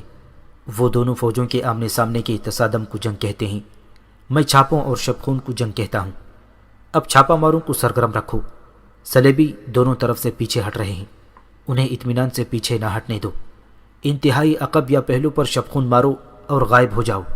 صلیبی آپ کو اپنے سامنے لا کر لڑانا چاہتے ہیں، لیکن میں آپ کو اس میدان میں ان کے سامنے لے جانا چاہتا ہوں جو آپ کی مرضی کا ہوگا، اور جہاں کی ریت بھی آپ کی مدد کرے گی۔ سلطان ایوبی کا کوئی ٹھکانہ نہیں تھا۔ وہ اپنے عملے اور محافظ دستے کے ساتھ خانہ بدوش تھا۔ کسی ایک جگہ نہ ٹھہرنے کے باوجود معلوم ہوتا تھا جیسے وہ ہر جگہ موجود ہے۔ مصر میں سلطان ایوبی کا بھائی تقی الدین صلیبیوں کے دوسرے محاذ پر حملہ آور ہو رہا تھا۔ یہ مصر کا جنوبی مغربی علاقہ تھا، جہاں کے ڈراؤنے ٹیلوں کے اندر فرعونوں کے ہولناک کھنڈرات میں حضرت عیسیٰ آسمان سے واپس آنے والے تھے۔ تمام تر علاقہ ایک نئے عقیدے کا پیروکار ہو گیا تھا۔ جمعرات کی شام تھی۔ زائرین کا ہجوم کھنڈر کے غارنما دروازے میں داخل ہو رہا تھا۔ اندر بڑے کمرے میں پراسرار آواز گونج رہی تھی۔ لوگوں کو دیوار پر گنہگار اور نیکوکار جاتے نظر آ رہے تھے۔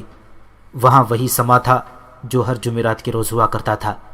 اچانک اس پراسرار مقدس انسان کی آواز خاموش ہو گئی، جس کے متعلق مشہور تھا کہ گنہگاروں کو نظر نہیں آتا۔ اس کے بجائے ایک اور آواز سنائی دی، گمراہ انسانوں، آج کی رات گھروں کو نہ جانا، کل صبح تم پر وہ راز فاش ہو جائے گا جس کے لیے تم بے تاب ہو۔ یہاں سے فوراً باہر نکل جاؤ، حضرت عیسیٰ تشریف لا رہے ہیں، اس کھنڈر سے دور جا کر سو جاؤ۔ بڑے کمرے میں حیرت زدہ لوگوں کو دیواروں پر جو چمکتے ہوئے ستارے نظر آتے تھے وہ ماند پڑ گئے تھے۔ اس وقت ان ستاروں میں سے حسین لڑکیاں اور خوبرو مرد ہنستے کھیلتے گزر رہے تھے۔ لوگوں نے دیکھا کہ فوجی قسم کے کچھ آدمی انہیں پکڑ پکڑ کر لے جا رہے تھے۔ کہیں سے چیخیں بھی سنائی دے رہی تھیں۔ بادل جو گرجتے تھے وہ بھی خاموش ہو گئے۔ لوگوں کے لیے یہ جگہ بڑی ہی مقدس تھی۔ وہ خوف زدہ ہو کر باہر کو بھاگے اور کھنڈر خالی ہو گیا۔ یہ انقلاب تقی الدین اور علی بن سفیان لائے تھے۔ ان کے ساتھ فوج کی وہی نفری تھی جو تقی الدین نے اپنے حکم میں بتائی تھی۔ یہ دستے شام کے بعد ٹیلوں والے علاقے کے قریب پہنچ گئے تھے۔ ان کی رہنمائی شارجہ کر رہی تھی جو گھوڑے پر سوار تھی۔ وہ انہیں جمعرات کی شام وہاں لے گئی تھی، کیونکہ اس روز وہاں میلہ لگتا تھا اور دور دور سے لوگ آتے تھے۔ فوج کے بڑے حصے کو، جس میں 500 گھوڑ سوار، 200 شتر سوار اور 500 پیادہ تھے، اس علاقے سے ذرا دور رکھا گیا تھا۔ انہیں نہتے لوگوں کے خلاف استعمال کرنا نہیں تھا۔ ان کے ذمے یہ فرض تھا کہ سوڈان کی سرحد پر نظر رکھیں۔ چونکہ کھنڈروں کے اندر کی تخریب کاری صلیبیوں اور سوڈانیوں کی پشت پناہی پر ہو رہی تھی، اس لیے یہ خطرہ تھا کہ وہاں فوجی کارروائی کی گئی تو سوڈانی حملہ کر دیں گے۔ تقی الدین نے اس علاقے کے قریب کے سرحدی دستوں کو، جو سرحدوں کی حفاظت کے لیے وہیں رہتے تھے، قریب بلا کر اپنے تحت کر لیا تھا۔ 200 گھڑ سوار جو تقی الدین کے ساتھ دمشق سے آئے تھے، وہ وہاں کے چنے ہوئے اور دیوانگی کی حد تک دلیر سپاہی تھے۔ دوڑتے گھوڑوں سے تیر اندازی ان کا خصوصی عمل تھا۔ پیادہ سپاہیوں میں سلطان ایوبی کے اپنے ہاتھوں تیار کیے ہوئے چھاپا مار بھی تھے۔ انہیں ایسی ٹریننگ دی گئی تھی کہ انتہائی دشوار ٹیلوں اور درختوں پر حیران کن رفتار سے چڑھتے اور اترتے تھے۔ چند گز پھیلی ہوئی آگ سے گزر جانا ان کا معمول تھا۔ ان چھاپا مار جانبازوں کو اس وقت کھنڈر کی طرف روانہ کیا گیا جب لوگ اندر جا رہے تھے۔ وہاں تک انہیں شارجہ لے گئی تھی۔ علی بن سفیان ان کے ساتھ تھا۔ تیز رفتار قاصد بھی ساتھ تھے تاکہ پیغام رسانی میں تاخیر نہ ہو۔ کھنڈر کے دروازے کے باہر 2 آدمی کھڑے اندر جانے والوں کو 3 کھجوریں کھلا رہے تھے۔ دروازے کے اندر گھپ اندھیرا تھا۔ اس اندھیرے سے لوگ گزر کر اندر روشن کمرے میں جاتے تھے۔ باہر صرف ایک مشل جل رہی تھی جس کی روشنی معمولی سی تھی۔ 6 آدمی جن کے سر چادروں میں ڈھکے ہوئے تھے زائرین کے ساتھ دروازے تک گئے اور ہجوم سے ہٹ کر کھجوریں کھلانے والوں کے پیچھے جا کھڑے ہوئے۔ انہیں کہا گیا کہ وہ سامنے سے گزریں، لیکن وہ سن ہو کے رہ گئے کیونکہ ان کی پیٹھوں میں خنجر کی نوکیں رکھ دی گئی تھیں۔ یہ 6 آدمی چھاپا مار تھے۔ انہوں نے ایک آدمی کے پیچھے ہو کر خنجر ان کی پیٹھوں سے لگا کر آہستہ سے کان میں کہا تھا، زندہ رہنا چاہتے ہو تو یہاں سے باہر نکل جاؤ، تم سب فوج کے گھیرے میں ہو۔ کھجوریں کھلانے اور پانی پلانے والے آدمی ذرا سی بھی مزاحمت کے بغیر باہر نکل گئے۔ چھاپا ماروں نے خنجر اس طرح چگوں میں چھپا لیے کہ لوگوں میں سے کوئی بھی نہ دیکھ سکا۔ یہ 4 آدمی جو ہی باہر کو آئے، وہاں 10-12 چھاپا مار دیہاتیوں کے لباس میں کھڑے تھے۔ انہوں نے چاروں کو گھیر لیا اور دھکیلتے ہوئے دور لے گئے۔ وہاں انہیں رسیوں سے باندھ دیا گیا۔ 6 چھاپا مار کھجوروں اور پانی کے مشکیزوں کے پاس رہ گئے تھے۔ انہوں نے اندر جانے والے لوگوں سے کہنا شروع کر دیا کہ کھجوروں اور پانی کے بغیر اندر جاؤ، کیونکہ اندر سے نیا حکم آیا ہے۔ سیدھے سادے دیہاتی اندر جاتے رہے۔ ان کے ساتھ اب چھاپا مار بھی اندر جا رہے تھے اور مشلیں بھی اندر جا رہی تھیں۔ لوگ حیران تھے کہ مشلیں کیوں لائی جا رہی ہیں۔ کم و بیش 50 مشلیں اور 200 چھاپا مار اندر چلے گئے۔ وہ روشن کمرے میں نہ گئے بلکہ ان تاریک راستوں میں اور غلام گردشوں میں چلے گئے جن میں باہر کے لوگ نہیں جا سکتے تھے۔ ان میں سے بعض کے پاس خنجر اور خنجر نما تلواریں تھیں اور بعض کے پاس چھوٹی کمانیں۔ اس دروازے سے بھی جس سے لوگ باہر نکلتے تھے چھاپا مار داخل ہو گئے۔ وہ ہدایت کے مطابق تاریک بھول بھلیوں میں جاتے رہے۔ تقی الدین کے 200 گھڑ سوار آگے گئے اور انہوں نے پورے کھنڈر کو گھیرے میں لے لیا۔ ان کے ساتھ پیادہ دستہ بھی تھا جس کے پاس سپاہیوں نے اندر سے نکلنے والوں کو روک کر ایک طرح اکٹھا کرنا شروع کر دیا۔ چھاپا مار مشل برداروں کے ساتھ اندر گئے تو انہیں ایسے محسوس ہونے لگا جیسے کسی کے پیٹ میں چلے گئے ہوں۔ اندر کے راستے اور کمرے انتڑیوں کی مانند تھے۔ یہ راستے انہیں ایک ایسے طلسم میں لے گئے تھے جسے دیکھ کر چھاپا مار بدک کر رک گئے۔ یہ ایک بہت کشادہ کمرہ تھا جس کی چھت اونچی تھی۔ اندر بہت سے مرد اور عورتیں تھیں۔ ان میں کچھ ایسے تھے جن کے چہرے بھیڑیوں کی طرح تھے، بعض تھے تو انسان، لیکن وہ اس قدر بدصورت اور بھیانک چہرے والے تھے کہ دیکھ کر ڈر آتا تھا۔ وہ جن اور بھوت لگتے تھے اور ان کے درمیان خوبصورت اور جوان لڑکیاں بھڑکیلے اور چمکیلے کپڑے پہنے ہنس کھیل رہی تھیں۔ ایک طرف دیوار کے ساتھ چندے خوبصورت لڑکیاں خوبرو مردوں کے ساتھ مٹک مٹک کر چل رہی تھیں۔ ادھر چھت سے فرش تک پردے لٹکے ہوئے تھے جو دائیں بائیں ہٹتے کھلتے اور بند ہوتے تھے۔ دوسری طرف آنکھوں کو خیرہ کر دینے والی روشنی چمکتی اور بجھتی تھی۔ اگر چھاپا ماروں کو یہ یقین دلایا گیا ہوتا کہ کھنڈر کے اندر جو کوئی بھی ہے اور جس حلیے میں بھی ہے وہ انسان ہوگا اور اندر کوئی بدروح یا بھوت پریت نہیں، تو چھاپا مار وہاں سے بھاگ جاتے۔ وہاں خوبصورت لڑکیاں اور خوبرو مرد تھے، وہ بھی ڈراؤنے لگتے تھے۔ اس عجیب و غریب مخلوق نے جب مشل بردار چھاپا ماروں کو دیکھا تو انہیں ڈرانے کے لیے ڈراؤنی آوازیں نکالنے لگے۔ جو آدمی بدصورت چڑیلوں اور بھیڑوں کے چہرے والے تھے ان کی آوازیں زیادہ خوفناک تھیں۔ اس دوران 1-2 آدمیوں نے شاید ڈر کر اپنے چہرے بے نقاب کر دیے۔ یہ بھیڑیوں کے چہرے تھے جو انہوں نے اتارے تو اندر سے انسانوں کے چہرے نکلے۔ چھاپا ماروں نے سب کو گھیر کر پکڑ لیا اور سب کے نقاب اتار دیے۔ وہاں شراب بھی پڑی تھی، ان سب کو باہر لے گئے۔ کھنڈروں کے دوسرے حصوں کی تلاشی میں ایک آدمی پکڑا گیا۔ جو ایک تنگ سی سرنگ کے منہ میں منہ ڈالے بھاری آواز میں کہہ رہا تھا، گناہوں سے توبہ کرو، حضرت عیسیٰ آنے والے ہیں۔ اور ایسے کئی لفظ تھے جو وہ بول رہا تھا۔ یہ سرنگ گھوم پھر کر اس روشن کمرے میں جاتی تھی جہاں زائرین کو یہ پراسرار ڈراؤنی اور خوبصورت مخلوق دکھا کر حیرت زدہ کیا جاتا تھا۔ اس آدمی کو وہاں سے ہٹا کر چھاپا ماروں کے ایک کماندار نے سرنگ میں منہ ڈال کر کہا کہ اے گمراہ لوگوں، آج رات گھروں کو نہ جانا، کل صبح تم پر وہ راز فاش ہو جائے گا جس کے لیے تم بے تاب ہو۔ کھنڈرات کے اندر کسی نے بھی مزاحمت نہیں کی۔ خنجروں اور تلواروں کے آگے سب اپنے آپ کو گرفتاری کے لیے پیش کرتے چلے گئے۔ چھاپا مار ان آدمیوں کی نشاندہی پر جنہیں گرفتار کر لیا گیا تھا ان جگہوں تک پہنچے جہاں بجلی کی طرح چمکنے والی روشنیوں کا انتظام تھا۔ ڈھکی چھپی جگہوں میں مشعلیں جل رہی تھیں۔ ان کے پیچھے لکڑی کے تختے تھے جن پر ابرق چپکایا ہوا تھا۔ ان تختوں کے زاویے بدلتے تھے تو ابرق کی چمک لوگوں کی آنکھوں میں پڑتی اور چندھیا دیتی تھی۔ کمرہ تاریک کرنے کے لیے مشعلوں کو پیچھے کر لیا جاتا تھا۔ بادل گرجنے کی آواز دھات کے چادروں کو جھٹکے دے کر پیدا کی جاتی تھی۔ پردوں پر جگہ جگہ ابرق کے ٹکڑے چپکا دیے گئے تھے جن پر روشنی پڑتی تو ستاروں کی طرح چمکتے تھے۔ اس طرف پردوں کا رنگ ایسا تھا کہ کوئی کہہ نہیں سکتا تھا کہ یہ کپڑا ہے، وہ اسے پھٹی ہوئی دیوار سمجھتے تھے۔ عقل اور ہوش والے انسان کے لیے یہ کوئی معمہ نہیں تھا۔ بے شک یہ روشنیوں کے خاص انتظام کا جادو تھا جو لوگوں کو محصور کر لیتا تھا، لیکن اندر جو جاتا تھا اس کی عقل اور ہوش پر اس کا کوئی اختیار نہیں ہوتا تھا۔ انہیں اندر جاتے وقت دروازے پر جو 3 کھجوریں کھلائی جاتی اور پانی پلایا جاتا تھا اس میں نشہ آور آمیزش ہوتی تھی۔ اس کا اثر فوراً ہو جاتا تھا۔ اس اثر کے تحت زائرین کے ذہنوں پر جو بھی تصور بٹھا دیا جاتا اور کانوں میں جو بھی آوازیں ڈالی جاتی وہ اسے 100% صحیح اور برحق سمجھ لیتے تھے۔ اسی نشے کا اثر تھا کہ لوگ باہر جا کر دوبارہ اندر آنے کی خواہش کرتے تھے۔ انہیں معلوم نہیں تھا کہ یہ اس عقیدے کا تاثر نہیں بلکہ اس نشے کا اثر ہے جو انہیں کھجوروں اور پانی میں دیا جاتا ہے۔ کھجوروں کے انبار اور پانی کی مشکیزوں پر بھی قبضہ کر لیا گیا تھا۔ اندر پکڑ دھکڑ اور تلاشی کا سلسلہ جاری تھا۔ باہر 200 سپاہیوں نے کھنڈروں کا محاصرہ کر رکھا تھا۔ ہر طرف مشعلوں کی روشنی تھی۔ فوج کا بڑا حصہ اور 2 سرحدی دستے سوڈان کی سرحد کے ساتھ ساتھ گھوم پھر رہے تھے۔ رات گزر گئی، سوڈان کی طرف سے کوئی حملہ نہ ہوا، کھنڈرات میں بھی کوئی مزاحمت نہ ہوئی۔ صبح کے اجالے نے اس علاقے کو روشن کیا تو وہاں ہراساں دیہاتیوں کا ہجوم تھا۔ کچھ لوگ ادھر ادھر سو گئے تھے۔ گھڑ سواروں نے گھیرا ڈال رکھا تھا۔ کچھ دیر بعد تمام لوگوں کو ایک جگہ جمع کر کے بٹھا دیا گیا۔ ان کی تعداد 3 اور 4 ہزار کے درمیان تھی۔ ایک طرف سے ایک جلوس آیا جسے فوجی ہانک کر لا رہے تھے۔